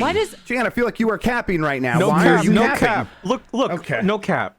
Well, how come all these new terms sound like jizz? Like, real question. People love cum. Yeah, glizzy. cum is the only universal currency. Yeah, all roads lead to jizz. Why are hot dogs called glizzies now? Is there like an etymological investigation I can look up? I blame New York. I've been too afraid to do it, to look. I blame New York. Yeah. Why? Yeah. Just the vernacular. They're doing it for the culture. That's it. Yeah. Glizzy. Glizzy. Jay-Z sounds like cum when you say it. like that. Jay-Z. No, I'm sorry. I'm wearing Jay-Z. Rockaware shoes. I got Rockaware shoes for the chief. You're thinking out loud again. You're thinking out loud again, Grub. Yeah. Damn it! You're right. We Stop me! talked about Stop this. me! Oh God. Let's see. Well, I killed that conversation. No, Glizzy we just talk. had to, I had to reboot. I had to Yeah, reboot. I there, think so. we all collectively drifted and were thinking about cum. Yeah. And we Let's just just call had it the to, butter zone. I like the butter zone. we just had to reset. Speaking of which, Butterzone and Cum, Disney and Marvel Games Showcase live from the D23 Expo presented by Visa. Disney is streaming the Disney and Marvel Games Showcase to fans worldwide on Friday, September 9th at 1 p.m. Pacific time. Tune into the showcase hosted by Kinda Funny's Blessing Adeoye Jr. Hey, shouts out to the Bless. homie. Congrats. Yeah, good Nice. job, Bless. Get that bag. Get that bag. Yeah, get paid, man. The digital showcase Get will feature fade. incredible new content. Get your fade. See, from Disney and is Pixar. throwing the fade to the throwing- blessing here. Fade Also- doesn't seem like a good thing though. When Yeah, they're saying because that. sometimes you also don't want to catch a fade because that means like No, someone's if going to it's- beat you up. What? Well, how can catching fade and also being paid mean the same thing? It's like Words when you're, mean like, multiple are you things all bad? the time. Or are you But bad? they're opposite. Oh, all right. Okay. Hey, I love There we it. go. Let's keep it going. The digital showcase will feature incredible new content from Disney and Pixar games, Marvel games, Lucasfilm games, and 20th Century games. In addition to all new announcements, fans can expect new reveals from titles including Disney Dreamlight Valley, which is that like Disney life sim game, Marvel's Midnight Suns, which is that game that just got delayed till next year and is an XCOM with cards that people don't like. Lego Star Wars The Skywalker Saga, which is one of the it is basically the family version of Elden Ring in terms of how well it's sold. Actually. And then, yes, it's just a massive, huge success. And a sneak peek at the upcoming Marvel Ensemble game from Skydance New Media. That is likely the Amy Hennig game. So, what Marvel Ensemble? I bet it's Fantastic Four. What do you guys think? Give me X-Men. Just give me X-Men. Let me That put would on the make too much visor sense. and be my boy Cyclops. That's your guy? I love Cyclops. We've been over this. Yes. Yeah, we talked I don't about think this, we've and been I can over see this, it. dude. I wouldn't have pinned that on you. Look, he's We've got had the this red conversation. Maybe bandana we're here, on. Bakalar, but yeah. Just bring it okay. down. Yeah, do it. Yeah, There we put it go. over the There eyes. we go. Oh, there we He's go. Cyclops. I'll be real upset about one of my psychic girlfriends. It's more like a Bird Box thing than a Yeah, now Scott, you're whatever his name Boy. is thing. Netflix Girl. Daredevil. Sorry. This is the part of D23. It's coming up. You can watch it everywhere. I mean, I guess I'm not too surprised. Disney's been doing a lot of work to make their gaming presence felt. They are not making a lot of their own games, but they are making a ton of deals, and they have been for years. And it feels like that stuff's beginning to culminate across Star Wars and Marvel and whatever other Disney properties, to the point where it's like, okay, and now when we have D23, we are going to have enough to focus on an entire game showcase hosted by Bless. So yeah, shout out to Bless. I do see Fantastic Four actually making more sense with how Disney is trying to frame their greater MCU phases and everything. Yeah. So that actually seems more likely than an X-Men game, especially with how Disney's so trying to space out and push X-Men off to the fringes until they can get full rights to make whatever they want. Right, and again, and this is something that had started a couple years ago, because that Amy Hennig game was started a couple years ago. But and I'm like, to me, like Amy Hennig, I think of Uncharted, I think of characters that are sort of like rapscallions, and maybe like that takes me right to something like a Wolverine, and X-Men makes a lot of sense. But I bet she could give that touch to Fantastic Four and make Mr. Fantastic whatever more charming or whatever than what I'm imagining. But whatever, I'm not a huge Fantastic Four fan, so whatever. This is just my morbid curiosity, and I promise no jokes with this. Do you think we see more of Kingdom Hearts? Yes, I think there's a strong chance that we see a Kingdom Hearts 4 teaser here. Okay. Because, yeah, I mean, there's okay now maybe if that game has some deal with Sony or something like that, it could show up there. But I think Square Enix, Disney, part of that is hey, Disney has a showcase. We want to make our presence in games known. That's the way you do it. Is you show more Kingdom Hearts 4 stuff here. But we'll see. I'm also wondering about those EA games. Is it too early to talk about those? It's too early to show anything. There isn't much to show. But this is a company that is used to announcing movie projects years and years in advance. Do they feel like they could do that with games? I bet anyone who's like coming from the game side of things, like John Drake, long history working in games, would probably tell them, no, games you have to wait a little bit longer because they are so much more complicated to make than movies. So they're much less predictable. So let's just wait until those things are a little bit closer, a little bit more of a sure bet than what they are right now, which is still both those games in the early pitching phase. NFL Blitz Legends arcade game is coming from Arcade1up. This is a new $599 system that will ship in early October of this year. It will feature NFL Blitz, NFL Blitz 99, and NFL Blitz 2000 Gold Edition. It will have Wi-Fi online multiplayer. However, these games have been remastered for 2022. And if you really think about that term, it means they've been made appropriate for the NFL of 2022. What does that They have mean? high definition gameplay. Yeah, let's get into it. High definition gameplay on with 60 frames per second gameplay and all that stuff. That's great. They also said to support the NFL's current player and health and safety initiatives, a specific set of tackles and after the whistle hits were removed or edited in the remastered versions of NFL Blitz, Blitz 99, and Blitz 2000. You don't want those and then they said while maintaining the level of excitement. You don't want those polygonal guys to get any cranial trauma. Yes, I'm exactly. sorry. You gotta stop the CTE in video game characters. Yeah. This is the dumbest fucking thing I've ever heard. It's frustrating. They have a long history of doing this. When they made Blitz the League, and there was and it was fictional. I think all those teams were fictional, didn't have anything to do with the NFL. I think they still had some previous NFL characters like Lawrence Taylor. That the NFL got super mad because they were showing characters doing steroids and being very violent, and the NFL basically acting like a cartel that controls football. Tried to shut it down and succeeded at that, and that's kind of what we are dealing with here as well. It's so insane. It's insane. This is actually insane. They're literally characters jumping 11 feet in the air, and they're like, "Yo, we can't have these guys hitting after the whistle." This makes them seem guiltier, right? Because it's 100%. No one thinks this is what real football is like. No, exactly. Why and in do you no want to tone way it down. And in no way does this make up for all the decades of negligence that they fucking had against this, right? What are you doing? No, this is the worst possible way.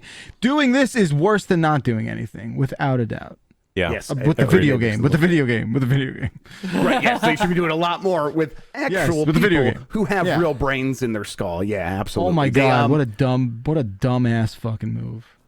Arcade1up obviously knows kind of the line they're walking here. They're trying to say this is still going to be those same games. We have over 84% of the different hits from the original Blitz game, so don't worry, all the fun chaos is still there. I bet most people won't notice these things have been removed, except for people who played a lot of Blitz at the time. They might notice. The NFL said is trash. And it's also boring. It's so boring. They worked closely with the NFL and Retired Players Association to bring back as many legends as possible. I think this also says they weren't able to get everybody, but they got Dan Marino, Chris Carter, Jerry Rice, Jerome Bettis, Deion Sanders, and hundreds more, many of those of whom showed up in the trailer for this game. So you can see Deion Sanders and kind of what is it? He's doing the fun walk on those guys when he's trying to make fun of them. Oh, nice. Yeah. Is Jerry Rice's dog in this? Jerry. What is it? What is his name? Leonidas. What? Yeah. Oh, man, dog football. That's the real game that we want to bring back. Astro's Playroom devs' next game will be its biggest to date. This comes from Chris String at GamesIndustry.biz. Team Asobi's next project will follow in the footsteps of the games it has done before, but will be a full-blown commercial title and our biggest to date, said the producer of the game. It's not too hard to work out what to expect, writes String. For one, it's likely to continue the company's penchant for playing with hardware. Doucette, who's the producer, says the DualSense with its haptic feedback and adaptive triggers has become a special weapon for the team, and they're continuing to play around with the controller. This is kind of everything I want to hear. I loved Astro's Playroom. Oh, you did? It ruled. Yeah. And so I played quite a bit of it. Never actually beat it, but yeah. But I played hundreds or dozens of hours at least. So I am ready for them to do whatever they're going to do next. And the fact that they're saying this is a full-blown commercial title, I think there's still a strong chance it's going to be a VR game. But I don't know if they're putting a lot of effort into it. They want to sell it to as wide an audience as possible. I'm kind of hoping it's just be a regular TV game that we play on there. Maybe it's both. Maybe it'll be both. Yeah, that's actually that's maybe how it's bigger than everything else before, right? Maybe it has a VR component, but enabling you to play on the TV. That'd be ideal. I really hope so. They also talked about how they have an incubation team, and they talk about how they, because this is the team that's supposed to be coming up with interesting new ways to mess around with PlayStation hardware. They've done that since PSVR 1. Then when the PS5 came out, they're the ones showing all the ways to use the DualSense controller. So they say they take 10% of their team and they rotate in members of their team into this incubation like factory where it's like, just come up with crazy ideas, work on this while everyone else is working on our next big commercial game. You are allowed to just prototype and come up with whatever you want. This is something that's becoming more and more popular with game development studios, where to stay relevant, to come up with ideas for the next game, just letting people go off to the side and prototype is how they're spending a lot of their time. This is the way Asobi does it, at least. So I'm expecting big things from them. I'm looking forward to it. Jeff Grubb, what if you get a tactical advantage of playing this in VR? Will you play it in VR? Absolutely. You know I would. Yes, absolutely. If there's a speed running thing and I can get an advantage by playing in VR, yeah, I'm going to be living in VR for a week. You're going to get a neck injury or something. I mean, that's not like I absolutely hurt myself playing Astro's Playroom because of the stupid monkey climbing game. And I was trying to beat Dan Reichert's time. And it's like you have to like squeeze it, and I was just rubbing my finger against the sharp back edge of the DualSense, not even realizing it. And then later I'm like trying to play it, and the controller just touched my finger where it was raw, and it hurt so bad. God. It's the new Mario Party injury. Yes. Yeah, and I had to stop playing games for like 2 weeks so that it would heal. I am very stupid. It's basically That's what we're brutal. talking about Wow, here. that is cool, but also stupid. Very, very stupid. Hogwarts Legacy delayed to February 10th, 2023. Speaking about stupid. Here's what they tweeted. Hogwarts Legacy will launch on February 10th, 2023 for PlayStation, Xbox, and PC. The Nintendo Switch launch date will be revealed soon. The team is excited for you to play, but we need a little bit more time to deliver the best possible game experience. I was never looking forward to this game too much after watching that state of play. It didn't look that fun to me. A lot of people seem very excited about it, though. I also don't. I'm like just kind of over dealing with J.K. Rowling in my brain at all. I'm so done. Beyond done. Yeah, exactly. It's like I'm keeping that. I'm putting all that stuff in a compartment and shipping it off out of my head.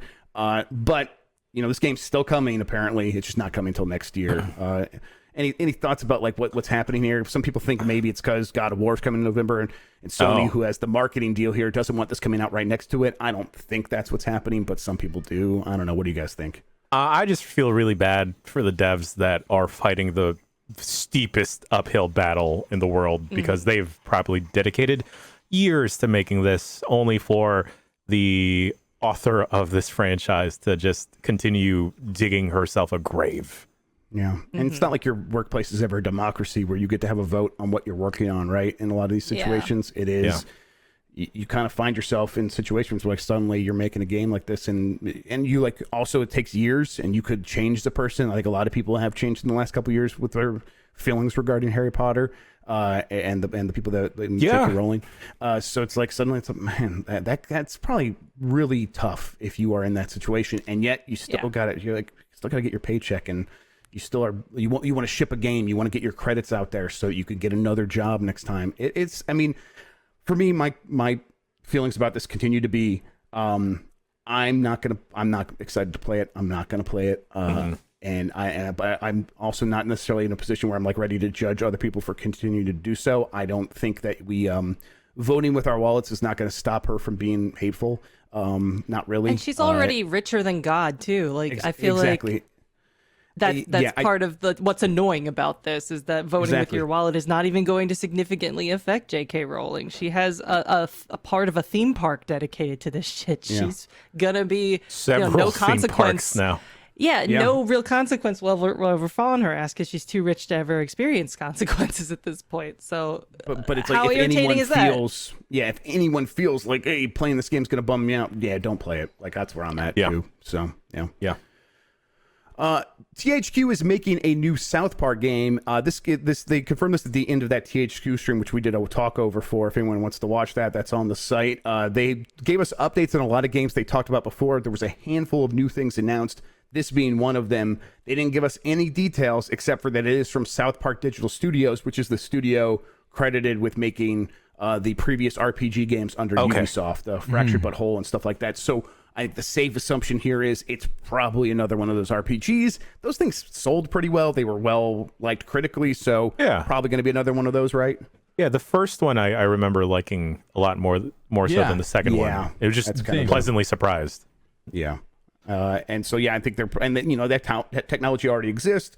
They did a lot of the groundwork with those games. So it kind of makes sense at a certain point to kind of go back and squeeze more money out of all that work and all that effort. Also, Matt and Trey apparently have spent all their money on Casa Bonita in Denver, which is that Mexican restaurant that's been in a couple of their episodes. It's like all of their money, huh? Yeah, that's what they said in an interview. I don't really believe them because they make a lot of money from they got Paramount that Book of Mormon and that Book of Mormon money. Oh, the Mormon money. And I also think they signed a deal with Paramount for like almost $1 billion, right? Almost, right? Exactly. Well, so they're definitely exaggerating, they're but also joking. I'm like. But I think they probably could use some extra cash as well. Weren't Casa Bonita?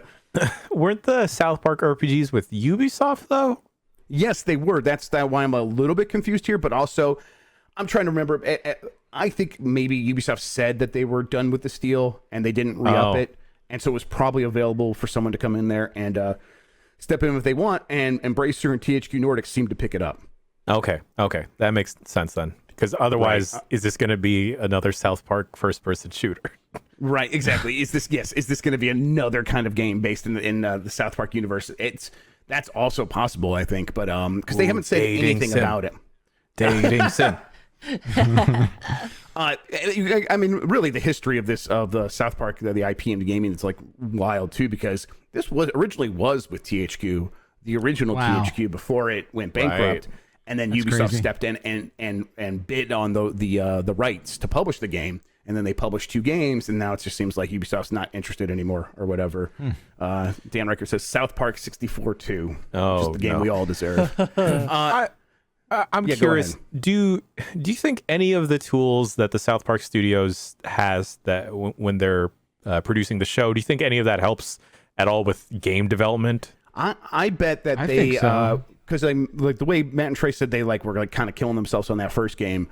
I bet because they were trying to get the game to work in the way the game and the way the show works, where they can come up with story ideas and just implement them on the spot. I bet they built a lot of those tools so that the writing of that team can be effectively put into the game pretty quickly. So I bet the tools that they have to make that show are reflected in the game engine at this point. Cool, I would guess. THQ also said they're remaking Alone in the Dark. Jess. Wow! Wow! Now, when people are talking about the horror franchises they want to come back, I hear Silent Hill, and I never hear anyone mention Alone in the Dark. Which is funny. But, so, to be clear, my woo comes exclusively from Alone in the Dark 2008, which is an incredibly stupid game. Yeah, okay. Really? Oh. I did not see that coming. Wait. It's so bad. I have hardly dabbled in any other Alone in the Darks, but me and the semi-husband played through Alone in the Dark 2008, and it was the funniest shit of my life. Like, look up our playthrough. Wasn't there some key feature of of that game? Like, what's the standout mechanic in that game? I can't remember what it was. Not working is the standout mechanic of that game. Nothing works. Interesting feature. So there's so one of the standout mechanics is your inventory. You don't pause the game. You look down at your chest in your jacket and you pick out your stuff. It's so jank. It's so bad. It's like zombie U gameplay. All right. None of the buttons are what you think they ought to do. Like, it's just a fucking mess. So it's bold, is what you're saying. It's very bold. There's shadows. There's fire. Things can catch fire.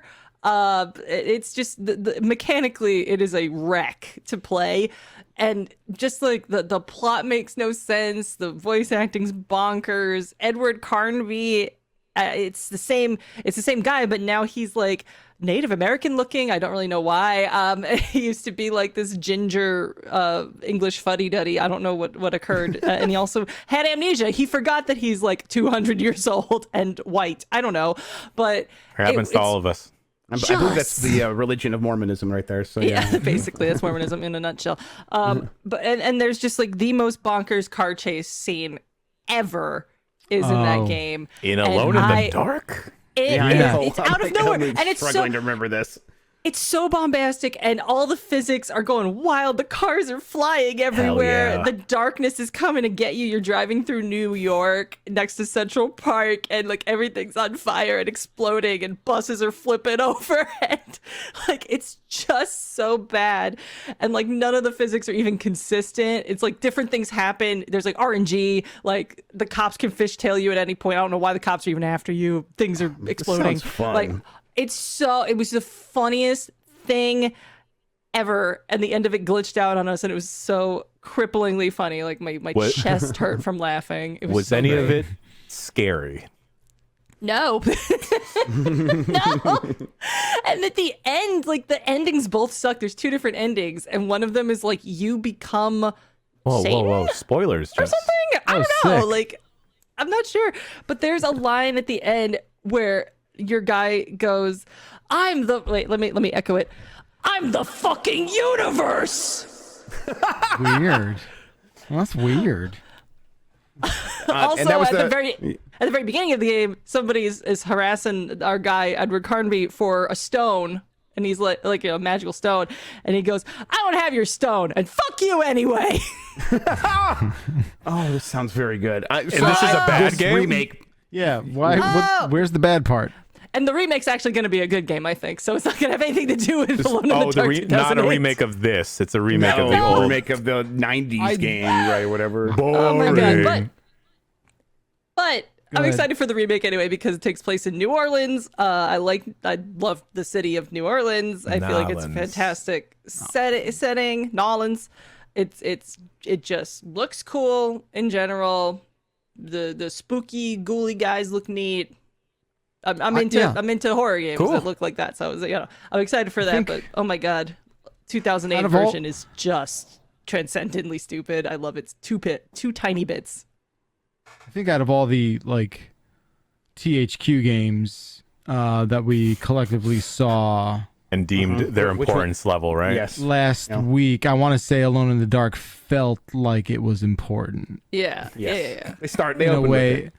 Yeah, in a way where you're like, I might take a nap with my eyes open for a few of these other filler games that perhaps could not rise to the level of importance.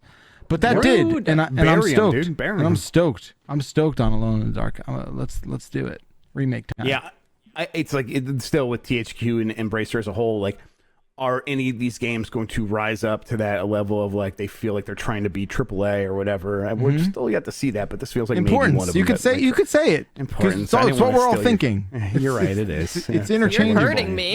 Yeah, we're taking this opportunity to announce we're changing from a 5-star scale to an importance scale. Important or unimportant. That's it. That's it. It's Take that, binary. Metacritic.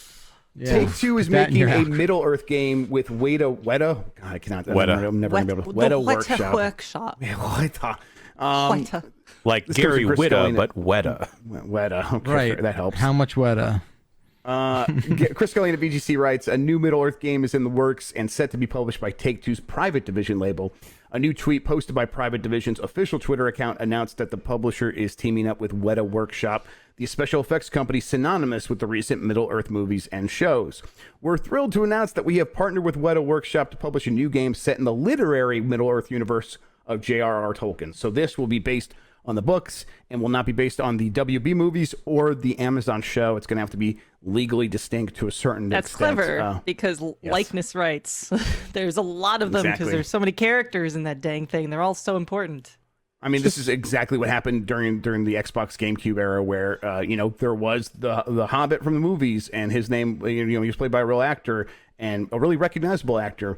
So it's like if you were going to try to do that, that was going to be another expense on top of like working with WB. So why not just go get the literary rights and make a new version of that character? And they got they made the Hobbit game. It wasn't very good, but still, I mean, there was a move that was available to them.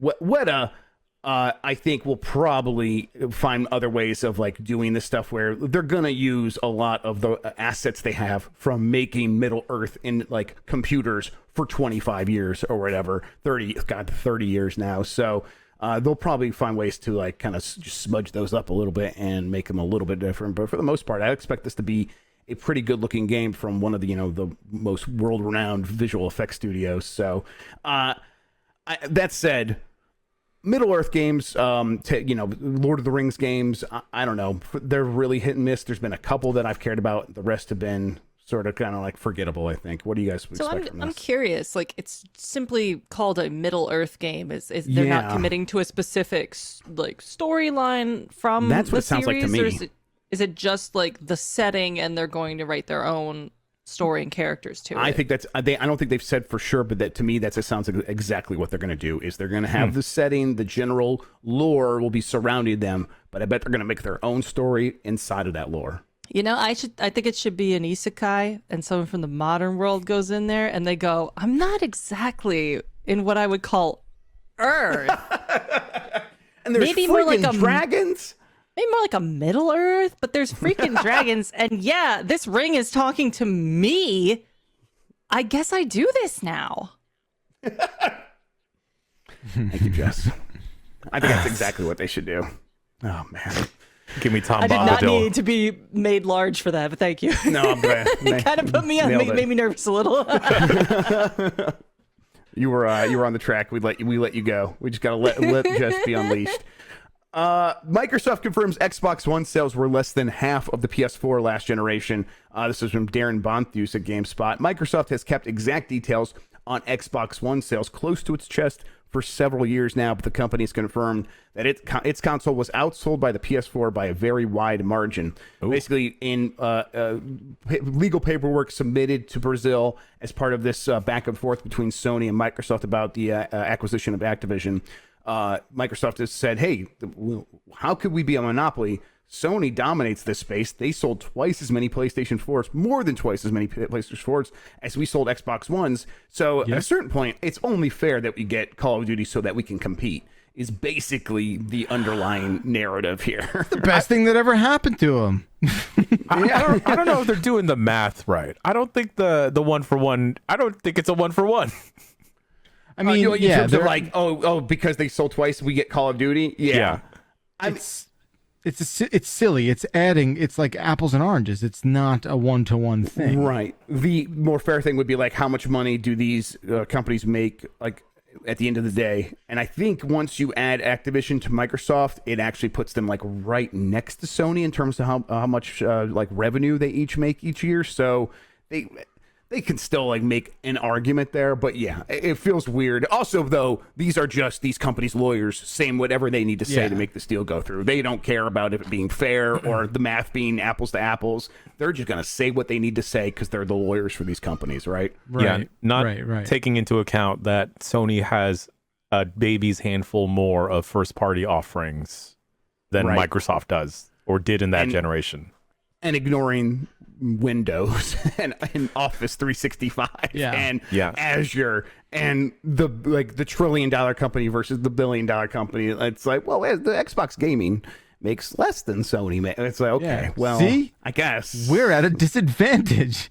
What do you mean we're pre-installed on every computer on Earth? What do you? Is that a problem? And that's not what we're talking about. To figure out how to like turn that to our advantage in gaming, but yeah, that's not what we're talking about here. Okay.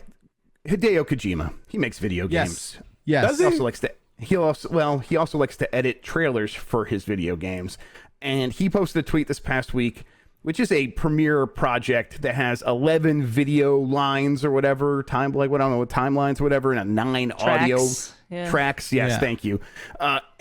Basically, he's working on a big, beefy project that is probably going to have to premiere soon. He said, tentatively finished editing for now.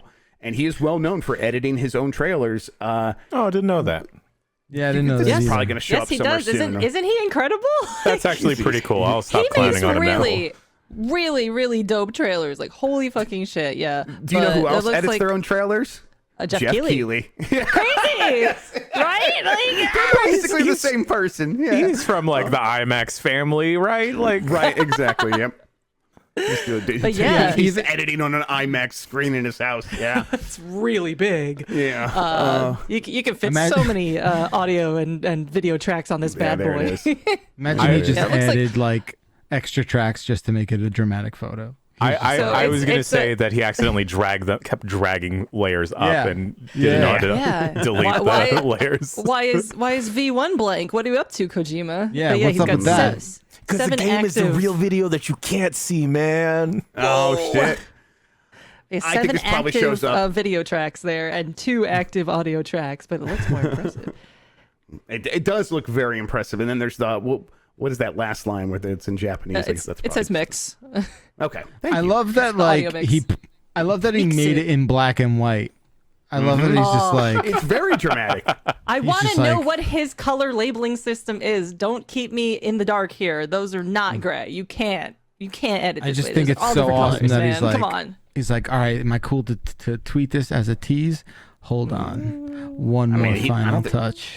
I don't think he needs to ask anybody. I think even if it's the Xbox No, in his project- own, this is him in Oh, his you're mind. right. I was Yes, doing yeah. Kojima inside his own mind. yeah. Okay, well, we're doing a little He's play. like- Awesome. Yeah, theater of the mind, if you will. It's also like not quite a full rectangular picture either, you know? So he cropped Yeah. this bad boy too. This is Cropped it. intentional. Yeah. This has I got to be on also his think it's Instagram too. interesting. If you go back to that image, I think it's interesting that there is some space before anything starts.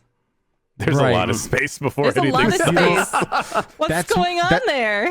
That's actually where video tracks 12 through 30 show up. Oh, They're not sure. included in this cropped photo here. I didn't know that he edits his own trailers. That's actually pretty cool. Yeah. Yeah, it's And- cool. and he says that his team yells at him because he's like, "No, you have more important stuff you need to be doing. Please stop doing this." He's like, "Nope, gonna spend 8 I gotta days edit. editing my trailer for probably Gamescom."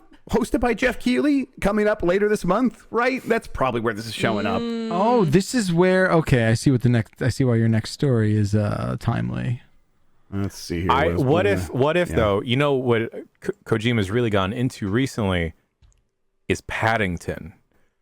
What if Ooh. Just this editing is I would Paddington in all kill. his trailers? Yeah, I would watch a kill Kojima for a the Ko- Kojima Paddington trailer would be so fucking cool. Yeah, that'd be cool. Maybe- Can you imagine Norman Reedus' surprise if this comes out and it just has Norman Reedus superimposed in the background? It's like, With Paddington. Hideo, yeah. this is what we were doing? What? This, Yeah. this is what was happening?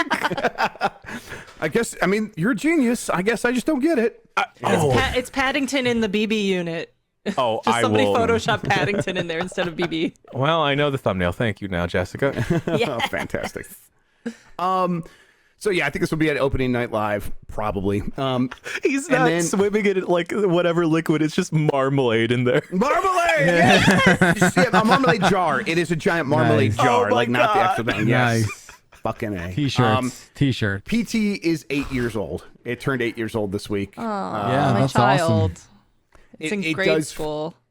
It really does feel like it is the progenitor of modern horror games in just about every way. Like every new horror game that breaks out, like no matter like what its budget, what its scale is, it feels like it is trying to have PT vibes. Like that includes Absolutely. Resident Evil 7 and Village. Totally. It's you guys played Mortuary Layers of Assistant? I like the Fear PT. would not Layers of Fear. exist without PT at fucking all. They Yep. super duper copied PT in a lot It of just ways. blows my mind that, like, you know, Konami has all this evidence now throughout the years, in the 8 years, that like, oh, this influence was very wide and vast. But should we just do that? Should we just get them back and just do it now, or just at least re-release that demo on Marketplace and just charge for it? I think that's what I can't understand. I understand this sort of like. I also think there's a bit of like a cultural disparity that we always can't wrap our heads around, where there's like a bit of pride in certain things that we don't always are not always able to like really one-to-one kind of understand. But I don't understand why PT has not seen the light of day in some There is form a or another. theory. So as somebody who like did a lot of PT investigation with my buddy Bob Vids, check out The Great Debate on YouTube, spelled Grate. But there's been a couple, rumors and guesswork about why the heck is Konami this ridiculous, this straight up bad at business, and this kind of dumb and stubborn in a way that almost feels like catty to not do Or this. Like you gotta be petty. crazy. Catty. But PT pet. PT pet. Yeah, There's I got it. Thank you. there's a rumor that the guy who became the head of Konami, whose name I do not remember right now, but he was in charge of what was that mobile game, Dragon something. Puzzle and Dragons. Puzzle and Dragons. Very, very, very huge moneymaker for Konami. When he was like, when he first was pitching Puzzle and Dragons or whatever, Kojima was like, this is terrible. This is not the future of games. Never talk to me or something like that. Like he was like really, really rude to this guy who then became the president, the CEO of Konami. So I think it might even just be as simple as a weird ass grudge. I do not know. Do not quote me. It is a weird, there's tons of other factors there, but the weird pettiness of all this, the way that it just kind of goes against the idea, like, don't you want to make money though? Like, you're a very money hungry corporation and everybody's completely gaga for PT. Yeah. Why wouldn't you re-release it and charge money for it? No idea. Don't know. I mean, they a could- little bit they of a could, like, conspiracy theory. They could do a But whatever. definitive edition, sell it for $20 or whatever. 100%. Easy. Yeah, but I part of it, I'm sure it's just like invoking Kojima comes with consequences for Konami, and some like whether those are material consequences or like public relations consequences. Sure. They're like something they would have to deal with, and they probably are just like, we need to make as clean a break from Kojima permanently as we can. Although they made a Metal Gear Survive game, so maybe not. I don't know. Yeah, so it doesn't even make It's sense. weird. Doesn't make sense. But Konami's I'm a glad crazy we ass are. company. I'm So glad we are people talking think of about crazy it. ass conspiracy theories to try to figure out why in the world are you doing this. I remember when this came out and just how instantly transfixed I was with the entire thing. Because everyone obviously when you finished it at the time, it basically was like, we're making a Silent Hill game. Here are the words Silent and Hill. Here's Norman Reedus just, wandering around town, not knowing what he's doing, as he does in any of this stuff. But it was just so cool. Man, oh man, It's really very just cool. a It's still monumental moment. It still is cool. I still have it on a PS4 somewhere in this house. My PSN broke, and, like- so I reset my PS4 and lost it. Oh, Yep. no. And like Yeah. they like nuked the demo from people's download histories. Like it reminds Everglade King reminded me just now in the chat. Yep. And it's like that's like incredibly unprecedented to the point where it's like, is there some weird personal behind the scenes thing happening? Because it's like, why would you do that? When you contextualize it like that, Jess, it does feel like there's some type of personal vendetta. Because there's no business reason why you would be that thorough and that petty. There about could it, be right? Like, some contractual imagine. thing Sure, that sure. they're Right. not They have, allowed like, to. a lot of likenesses in which there, makes yeah. sense. Yeah, like Not a lot, here's a what few. I don't understand is how maybe Grub like why has no one really done the work to investigate and report, and like it seems like this would be something worth I mean, investigating. Konami is like notoriously not even like locked down, but like encrypted. I don't know if you guys remember, like a few years ago when you would try to email someone who worked at Konami, you would email them and their email wouldn't work anymore because their emails were randomized every couple of weeks. Right. Their email That's addresses were, like, crazy. literally randomized. That's And awesome. so you wouldn't be able to contact that person anymore, and they would reach out to you again, and it would just be like not even name bunch of numbers, basically just like a bunch of alphanumeric characters put together randomly at konami.co.jp. I think they got they got the wrong lessons from Kojima there. Yeah, exactly.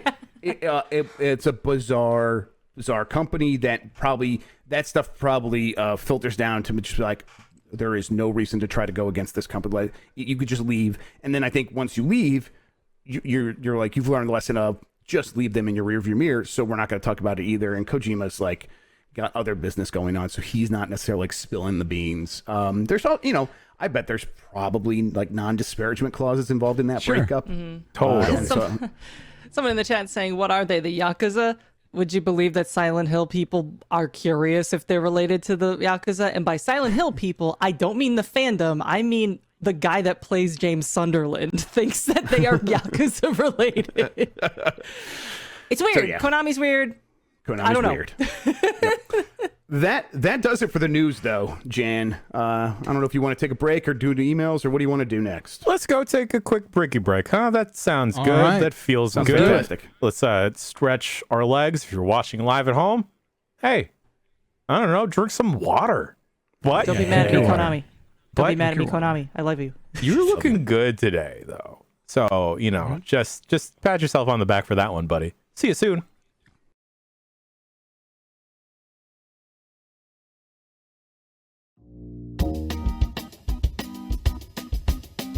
Looking to find relief and relaxation after a long, stressful day?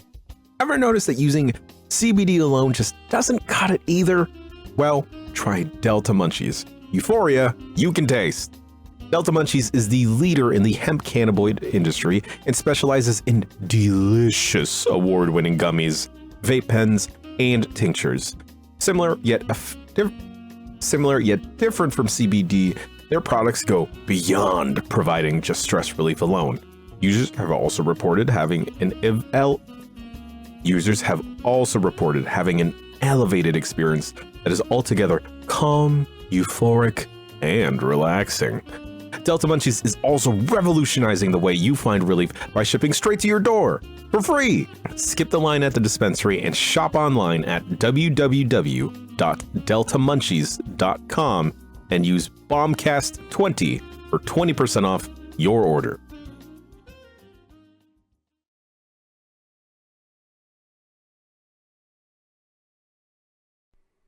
I'm really sweaty in this jacket, but I have to continue wearing it to break it in and get them sweet fades. Another way to use the word fades. You have to break in a jacket. I didn't. Jess, this jacket is like 15 ounces of denim. It's stupid. I could probably like stand this up. Why have you done this to yourself? This is also the life I used to lead with like very expensive salvage denim. I used to never wash my jeans, but then I kept getting very like big crotch holes because I'm too flexible of a boy. Sure. And then it was always embarrassing bringing them to the tailor or like the salvage denim shops and be like, why do you keep doing this to yourself, dog? And I'm like, I don't know, man. My taint cannot be contained. It cannot be contained. No. Just like all of these emails. These are the emails for the show. Emails. Why does every song sound like I need to salute at the end? Like it always has a little at the end. It's like it's good. See, it makes it a little you associate vamp. that. You know, it's like jazz hands with the pop. Exactly. All of Linkin Park songs actually end like that. First email comes from Hans from Sweden. Hello, Bombinos. Have you ever spent a lot of time with a game you're not really enjoying but can't seem to put it down? I've played Cultist Simulator for about 40 hours, and it's incredibly weird, obtuse, and frustrating.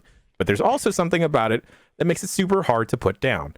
Interested to hear if any of you have any examples of the same thing. Love you, Med Van League Halsing. Hans from Sweden. Thank you. I feel like my answer to this is more based in like television, where I will watch a season of a show. Even though I'm actively disliking it, I also know when it's going to end. With a game, you don't really always know when it's going to end. So most games that I'm not liking, I bail on for sure. But I fucking watched all of season 3 of Umbrella Academy, and I thought it was so fucking bad. I'm so upset with that show. Holy shit. 1 and 2 are real fine, good watching TV, and 3 shit the bed in a way I cannot understand. This is a major reason why I don't watch TV shows for the most part, because they almost always have like just such a stinker of a season. Like in the middle or the end will be bad. I mean, I've heard Better Call Saul was actually consistently fucking good throughout, which is a rare treat. Might even say one of the best TV shows ever made. I don't know. Yeah, that's what I've heard. But like, I feel like almost everything else like has like some sort of real plummet of quality because it's often because they're just like stretching it more than it needs to continue going on. Like Game of Thrones suffered from that. Like, Walking Dead, I heard from my friends who were incredibly frustrated at this show, and it sucked so bad that they had to keep watching it, and it's still going. Really? Like, it's like, It's come still going. on. That's Like, crazy. I can't deal with that. But like games wise, I don't know if I have a game like that. I did play a decent amount of Cultist Simulator, and it was super, super obtuse, but like too intriguing for some reason. Like it just kept me hanging on and coming back. I keep going back to Spelunky thinking I'll be less shit at it, but I cannot play that goddamn game. I'm terrible. It's probably just like a game like Spelunky or like Rogue Legacy 2, where I am just very bad at it. And I can't seem to get any better, but I just want to see it through the end, even though I'm not making any progress. Yeah, I'm trying, like, maybe some online multiplayer games where my friends are playing, maybe. Yeah, that was like me and like when I was trying to hang with the boys and play like Call of Duty, and I could just not get into it. And again, I was just bad at that game as well. I mean, I beat Balan Wonderworld, but that was because I was going to write a review, and I promised I'd beat it before I wrote the review. You also wanted to see if it matched up with a novel, right? Exactly. I was reading a novel, and I need to makes sense. make sure I was getting my money's worth there. Absolutely. I mean, I bail on games easy. They're like with games, I think it's fair to say I get it. Like I've played 4 hours of this game, and I get it. Yeah, and I've moved on now, and to me, like that's the relationship I've always had with games. I get it. I'm good now. I'm gonna move on. I have a good example that I wasn't considering, and this is a very contentious opinion. And the guy has a game coming out soon. Don't want to ruin it for all the fans of this guy. Anything Sam Barlow has touched, I play it out of spite. And I just hate everything he's ever written. And I have a weird thing. And I just keep on playing these stinkers.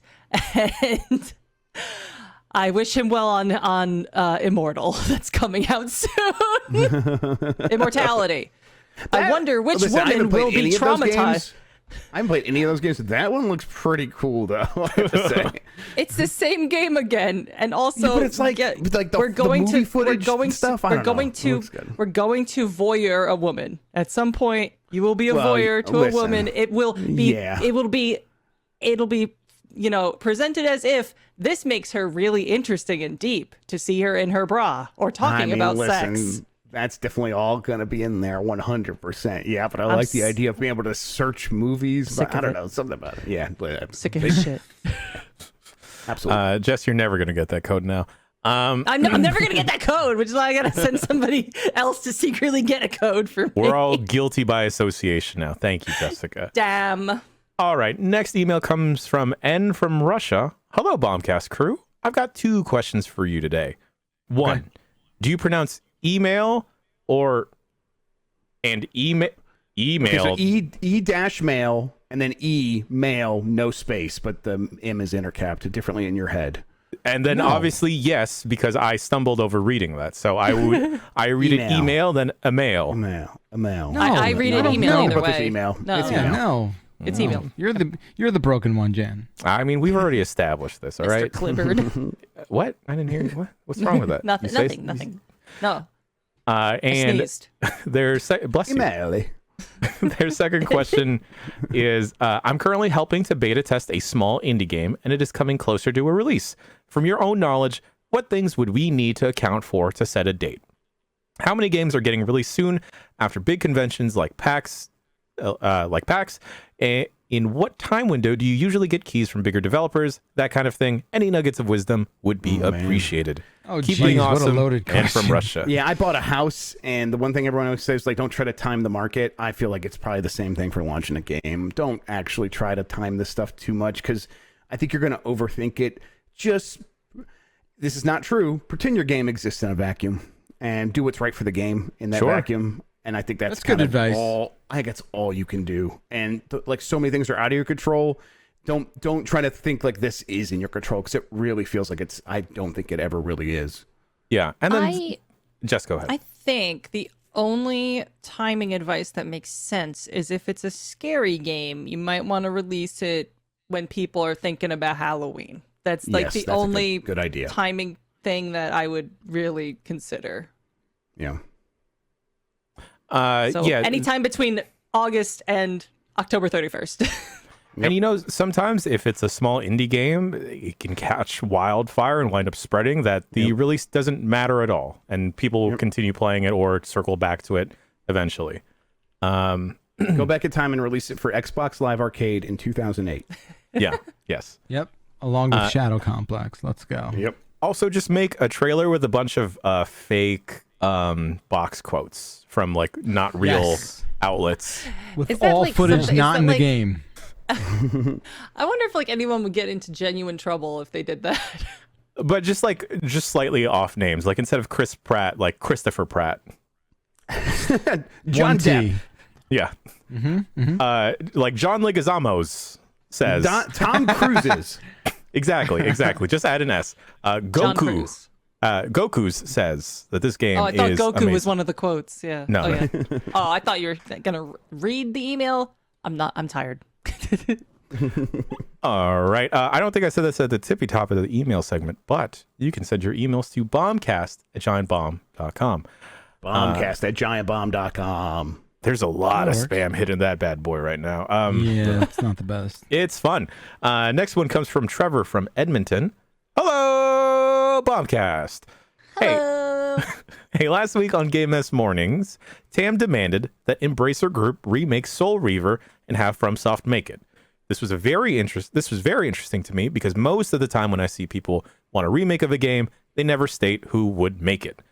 I would love a Star Tropics remake, but I don't want it to be what Nintendo did with Link's Awakening and the Pokemon Diamond Pearl remakes. I want a fresh new take. So my question to you is, what game series do you want to see come back, and who would you want to make it? As far as Star Tropics, I'd want to see Tribute Games, TMNT Shredder's Revenge, take a crack at it. Also, if Tam is on, well, no, he's not on. Never mind. Thanks all. Trevor from Edmonton, Alberta, Canada. I would like Eternal Darkness to be remade by whatever team inside of Capcom is doing the new RE games. Oh, gosh. Same with me and Silent Hill. Silent Hill, but that would never happen. Capcom would never get their hands on it. But I would also love frictional games to handle some sort of Silent Hill offshoot, or Red Candle Games, who made Devotion.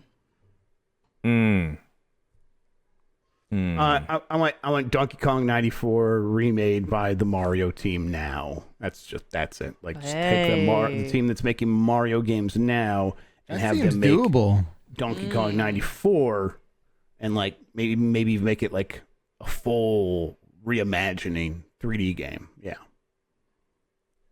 This doesn't make any sense. I want Tomba to be remade by Larry David. No, that makes perfect sense. I think we can arrange that. That's perfect. Well, by Long Ball Larry, right? Yeah, that's the name of his studio. Long Balls Larry. Larry. Okay, never mind. Hello, Bombcast, the podcast that is selling 7 great new shirts at store.giantbomb.com. Well, that's okay. Well, Thank you, Tim from St. Charles. We just got, I think. Yeah. Apologies again if you received a bad shirt. Hit up support. We are working on it. Yeah. In a couple weeks, I have to go to Vegas for a bachelor party. This is a nightmare for me as I hate big cities, gambling, and being around smoke. I'm trying to come up with a plan that will allow... Jess, was this just you? No. Yeah, ghostwrite this? Come up with a plan. I like big cities, but the other things I'm with you on. Come up with a plan that will allow me to support my friend while not projecting how miserable I am. Right now, my plan is just to get high. This is another problem as I've never been high. No, don't do it. Don't do it. Don't do that. No. I also live in a raggedy... It's the desert. You will die. I also live in a raggedy-ass red state, so I can't just go buy edibles to find the right dosage. So I'm asking the experts, is this a realistic plan? If it is, what kind of edibles should I take and how much? This is not okay. No, I just get drunk, but in my late 30s, and I don't think drinking for 3 days straight is realistic either. Thanks, Tim from St. Charles. Tim, you don't have to get wasted. Like, you can have a couple drinks and not be drunk. Like, right. You can do that. I wouldn't if you've never been high, I don't recommend you trying it out for the first time in Las Vegas. No. In any strange city or any large social gathering, it's a bad idea to be high. Especially if you're going to start walking, you're going to be like, oh, I need to get out of here. You're going to start walking, and you will end up in the desert, and you will die. Well, that's certainly a stretch, but yes, it's possible. I don't think it's the right if he freaks venue. out, if he has a freak out, he's going to just go and he's going to walk and he's going to end up someplace he doesn't want to be. But also, nobody tells people. Yeah, go ahead. But also, he's already in a bad mental state, like going to Vegas. Exactly. Like getting that and just elevating that is just going to make the anxiety and the miserable factor multiply by 10. It's the seventh circle of hell. Las if Vegas. you want to have a very memorable nightmare of a trip, then you do the thing you were pitching. But I think you should just get drunk and manage your hydration levels very closely. I think they got these I don't know what they're called, but they're like electrolyte Liquid IV. Like liquid IV type things. Revitalite, which is like a Pedialyte type joint, like better than Gatorade. You know, just stay up on it. Drink those oral hydration solutions on the sly. You'll be fine. Also, you first. I think you just, what no one tells you when you first try weed is that you shouldn't try weed in the situation you're probably first going to try weed in. So, like, you just need to be in a very chill environment and really maximize, like, comforts and maximize, like, just everything. Be with good people. Be in a good vibe. Yeah. I can't stress enough, Tim, do not fucking do this. Yeah, just get a Xanax instead. Do something like that. I mean, do that, but do not drink. Choose one or the other.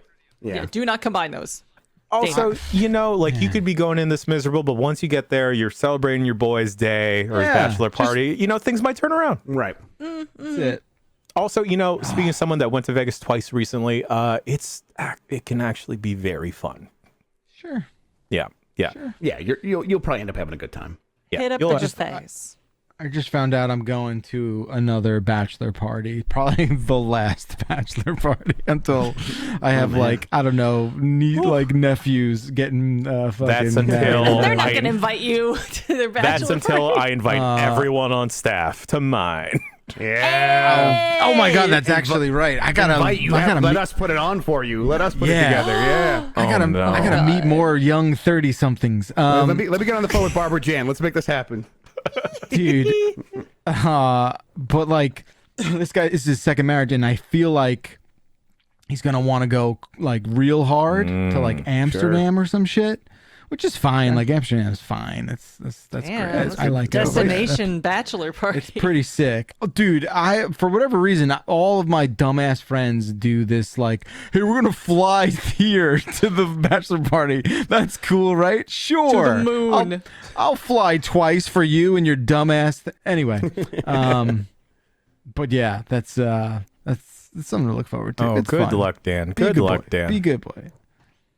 Oh no! If you're watching, officiating Mahardy's wedding, and he says he's probably gonna die during the festivities leading up to or immediately after. Oh, it's Mahardy. They're just gonna release a bunch of. They're gonna release a bunch of wolves in this bachelor party and the wedding and just fight their way out. I would let Dan Reichert officiate my wedding. I would let that happen. That seems like a self-inflicted error right there. I would let that Let me happen. make sure this doesn't have my address on it. We can both officiate your wedding.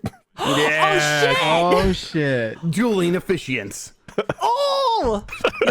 You'll have to win a 50-turn Mario Party event for the right to marry me and my semi-husband. This sounds like a damn plan. On the day or like a previous engagement? It's part of the ceremony.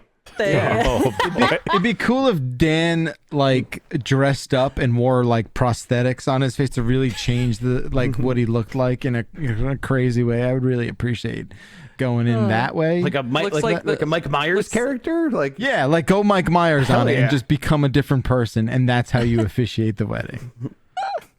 That'd be sick. All right. Last email before we get to some Discord cues. This one, it's simply the subject read, glizzy is a state of mind, the body reading thoughts, This is from Ryan F. in Toronto. This comes with a picture. I'm going to play that on screen.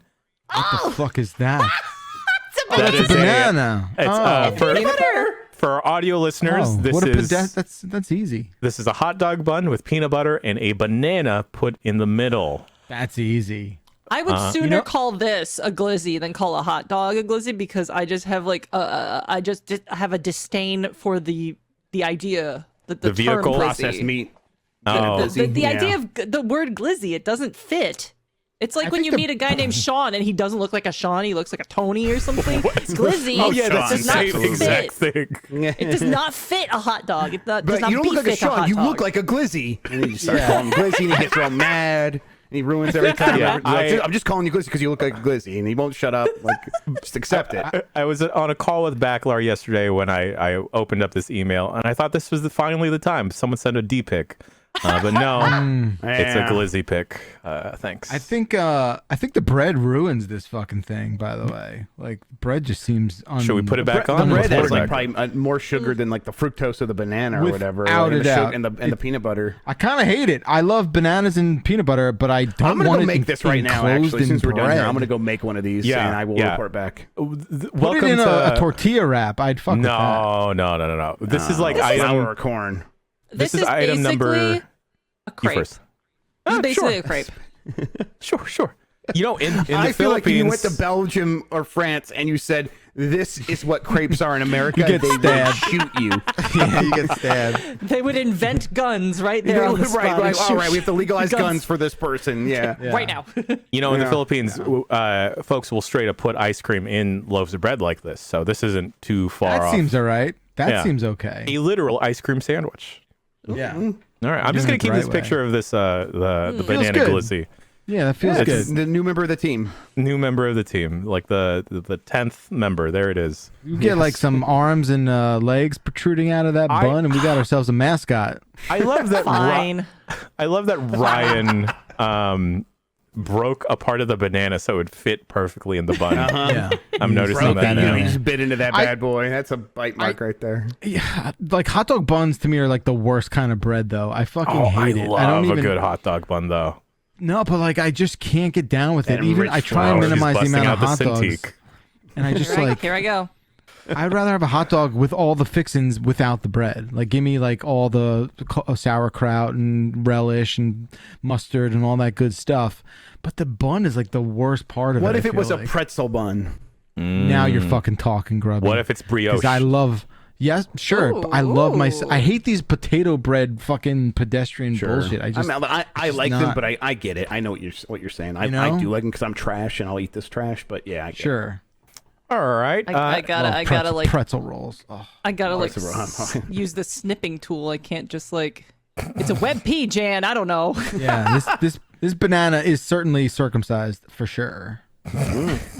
All right. You know it. Now let's get to some questions from the Discord. I think shouts out to Howling Techie for throwing Yes. up the Q&A, reopening the Q&A questions. If you're a premium member and you were subscribed or you're in the Giant Bomb Discord, you can ask a question a little bit faster than getting an email in. One of the first, we got a bunch of questions, by the way. Probably not going to get to all of them. Maybe we'll save them. Oh, we'll do the ones that move us. Yes. They move us. First from El Palo Loco. What is the team's preferred waffle accompaniment? Fried chicken or sliced fruit? Oh, Fruit. I mean, this Fru- in this point in my yeah, life, fruit. fried chicken. Yeah, I mean, I'm do with you, chicken Grub. waffle every I'm time with I you, get a Grub. chance. I'll Yeah. go either Yeah. way, but fruit is some bananas on that. Have I is talked about the probably chicken and better. waffle pizza on this podcast? No, you have not. Yes, I Yes. saw it. Oh, okay. So okay. I think I Ooh. tweeted about it. Like, think- there's a place called Mikey's Pizza by us, and that's like there's only one of them, and they make like the Chinese food pizza. I can't remember what like not Kung Pao, but something like that. But then the real good one is the chicken. You do like and a waffle sweet and pizza. sour chicken, right? It's Sweet and sour something like pizza. that. I can't remember. But that General Tso's. Yes, thank you. General Got it, Tso's got it, pizza. got it. And that was like, yeah, it was a bit too much for me. But the chicken and waffle pizza, and it's just like pieces of waffle baked into this pizza, which like the hot chicken on top. It was really, really good. Maybe Now, some it's not, bacon like, in there would make sense too. I think I still want like a veggie pizza, so I have like an option, so I can kind of go maybe back and forth between slices or whatever. But still, that chicken waffle pizza was real good. Next question comes from My Name is Fat Mike. A bunch of great names in the Discord. In all of y'all's years of going to E3, what's the worst catered food item you've ever had to endure? Warm shrimp cocktail, sour soggy cheese sticks, etc. Jan, that fucking War Room food was not great, right? I Are we mean, talking about did the you ever eat Giant in Bomb there? War Room or the GameSpot? No, War no, Room? no. That was all right. Yeah. Right? In the hotel was okay. It was at the convention center where it was a bit of a crime, right? It's very cardboardy. Like the best you could hope for is like you'd get a roll that wasn't hard. I feel like a You're wheat talking about like the sesame one roll. provided by the ESA? by the those are box lunches. LACC. Yeah. Yes. Yeah.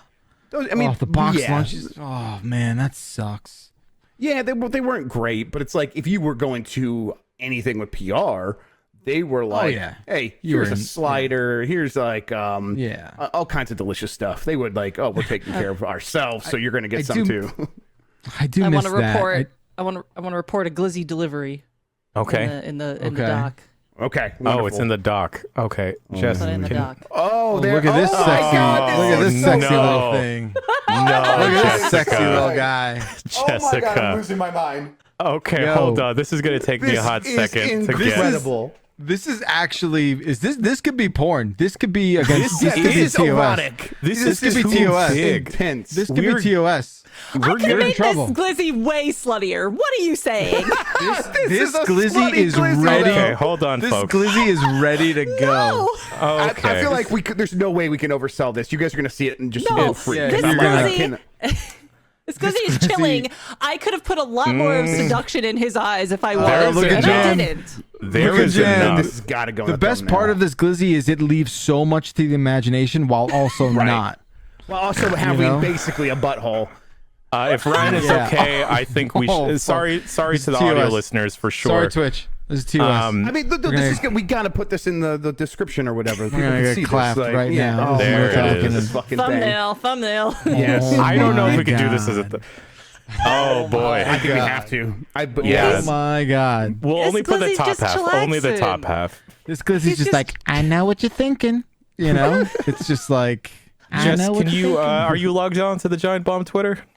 Yeah. Can Yeah. you do the Forspoken thing Yeah. for this? Yeah. Oh, yeah. Just do it. Just do it right now. Just do it right now. So I'm not what I would call a hot dog. I forget the whole thing. Somebody copy pull up the script. pasta the thing. Bring up the script. Oh my God, I don't remember it. I'm blanking. I don't feel comfortable having him on the side. Guess that's just what I do now. I've never felt more comfortable. This is what I do now. I'm just Glizz. a little glizzy, and I'm hanging out in a hot dog bun. I guess that makes me a glizzy. I'm freaking covered in peanut butter, and I'm a banana? Yeah, I guess that's what I do now.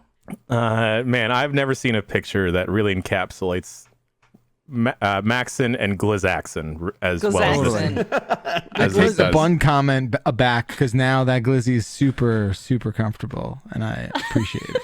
All right. Next question comes from Arbitrary Water. The big combined map campaign for Total Warhammer 3 drops next week, combining the maps, characters, and factions from all three games. I can guess with some confidence that none of you are as excited as I am about this. What's one thing you're more excited about than any of your coworkers? That glizzy I just drew. Yeah. That could have been sluttier. Literally anything pinball. Like it is completely fair only enough. my thing. No one cares. And that's fine. Like anything hockey, literally no one could give less of a shit. No one. Randos on the internet. But like, so that's a thing that's kind of sad that I can't share with You guys anybody. have pretty eclectic tastes. So it's like I'm like, oh, like there might have been a time when it's like I'm more excited about that Kirby game than anyone. But no, a lot of people on staff are excited about that Kirby game. And I mean, maybe Splatoon 3, but I think there's a couple of Splatoon. Yeah, I'm pumped for it. Yeah. So I mean, it just seems like no. For the most part, the things I'm looking forward to, everyone else is into right now. I'm sure I'll think of something later, but it's like in the past, it's been SnowRunner and things like the games involving trucks and stuff like that. But I'm doing my best I to think, spread that disease. I think I'm like the only person that's kind of into like the management sim style stuff. You and Like, Lucy, yeah. Oh, I didn't know Lucy was into it. Okay. Yeah, Lucy broached that the Sims have an incest problem right now, or had an incest problem. Yes. Yeah. Is that management? I guess that's management. I guess it's management. I don't know. I also think variety is the spice of life. We got a bunch of freaks on staff. You know. Yeah, we're all over the place. So yeah. I also feel like I'm the only one who's into anime now. Oh yeah, that's The right. only one. Yeah, that this feels is weird. kind of to be a problem, Bakalar. You know? Absolutely. You know what I mean? We all ask you to stop. Yeah. Yeah, just relax, dog. Yeah, I feel like all of us get very excited about very odd things, and it's fun to see. I just love someone's excitement when they get super jazzed about stuff. Okay, just a couple more here. Seraphis Kane asks, HUD mini-map preference, fixed or rotating? Rotating. Yeah, I like a good rotating one. Relative, Definitely. right? That's the word. You want it to be relative Yeah. to your position. That's what I want, anyhow. Yeah. Agreed. Two more. Sorry, I'm drawing a sluttier face on this Oh, video. No, boy. we understand. Prove- No. Yeah. So I can Okay. prove myself. That was a Take your perfectly time. pure glizzy, okay? Ayihago I know, I was thinking about it. Not Hegao, though. I'm gonna have to draw that for my own purposes. All right, Vyzander asks, are there any left-handers on staff? And if so, what's your preferred keyboard rebinding in place of WASD? Are there any left-handies? Wait, what? Left-handed people don't WASD? They probably use a left-handed mouse, right? So Yeah, Vyzander says that they use 8456 instead of WASD. yeah. Oh, that works. interesting. I always thought like lefties just dealt with it.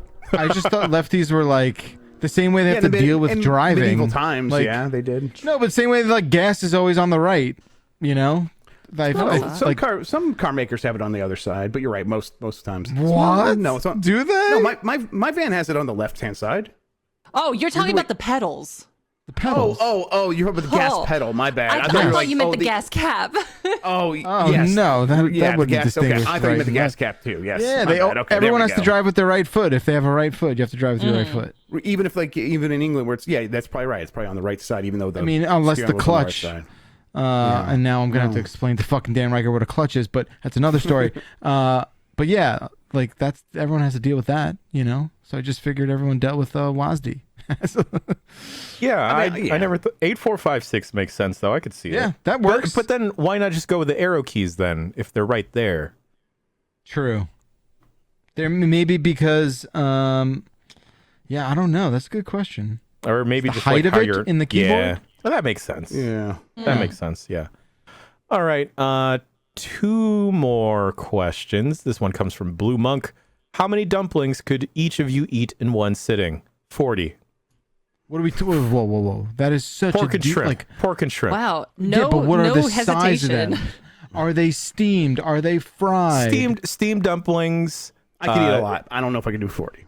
I could We're do talking 40. like the size of like your normal default dumpling. size. Default dumpling. 40 is so insane that to just blurt out 40 like that. I could do cannot 40. like. I mean, Dude, 40 maybe dumplings 20. is the 100 chicken nuggets of dumplings. Is And it I bet though? you they're healthier to eat than a bunch of chicken nuggets. It seems probably. more. It seems like more. Because then you could dip that bad boy in some soy sauce or some black vinegar. Mwah.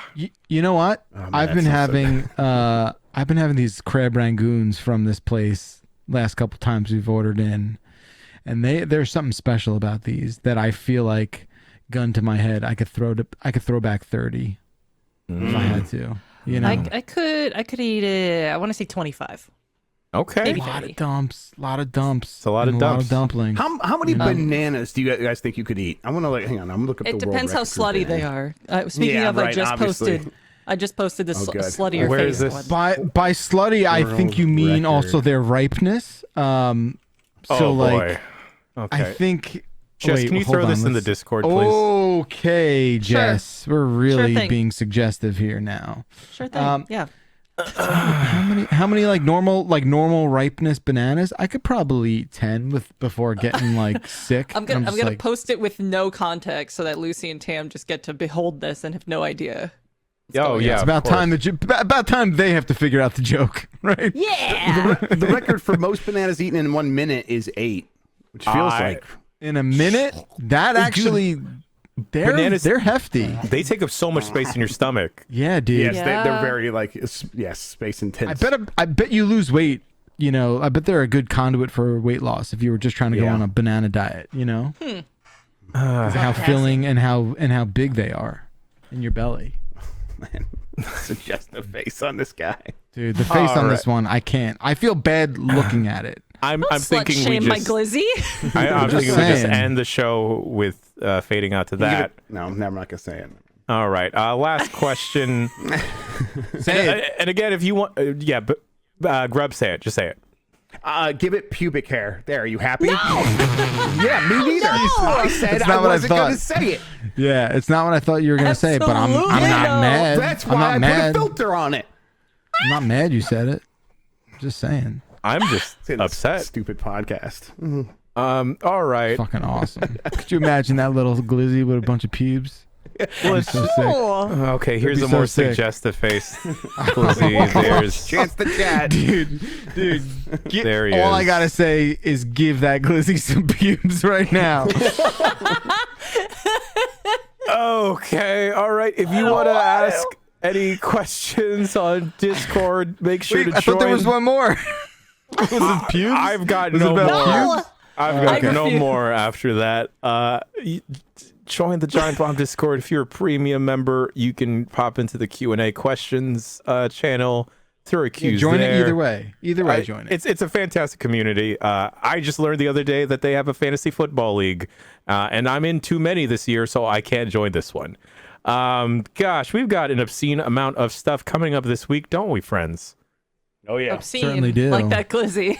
Obscene, just like that glizzy. If you're watching live or you're watching the video, we've got Game S mornings up until the end of the week with Jeff Grubb. Immediately following that, I, for some reason, have decided to pick up Sekiro. We'll play that. This name. Sekiro. What are you calling it? What are you calling Sekiro that? Showa, because That's it ends good. with an O. My last name begins with an O. We got another episode of Arcade Pit Album, or another episode of Jeff's Bizarre Adventure, and then not necessarily Oops All Gokus, but 3 Gokus and a Cena. That's right, Jeff Grubb, Dan Reichert, and I believe Abby Russell, and I will be playing some more Fortnite on the website. Thursday, voicemail dump truck, a quick look for Midnight Fight Express, and an unfinished for Backpack Hero. Friday, we've got a special Kirby Dream Buffet edition of UPF, which might be accompanied by some Wave Race 64, perhaps. Yes, Oh, it God. will be. Yes, And it then- will be. And then Little Jeff Grubb can programming get... note. can get Sorry to interrupt. No, sorry, please, sorry, please, sorry, yes, sorry, yes, sorry, yes. sorry. Alex Boniello going to join us on Voicemail Dump Truck on Thursday. Little program note there. Yeah. The handsome factor just exciting. jumped Now that Stranger tenfold. Things is over. He's got stock more rose. time. Yeah. They've only started to write 5, so he's got plenty of time. Plenty of Yeah. time. Another Yeah. programming note. I'm getting my wisdom tooth out on Friday, so I might be a little absent for a couple days next week. That's great. I'm glad How we do can you have you on think, here. Chicken Wing? Yeah, it's- We'll see me on too many things. yeah. I'll just ask you to make more edits to this picture of a banana glizzy. Okay, I can do that. Anyway, if you're watching live, stay tuned while we go raid someone. But for everyone watching and listening, we'll catch you next week for another episode of the Giant Bombcast. I've been Jan, he's been Grubb, she's been Jess, he's been Jeff Bakalar. We'll see you next week, y'all.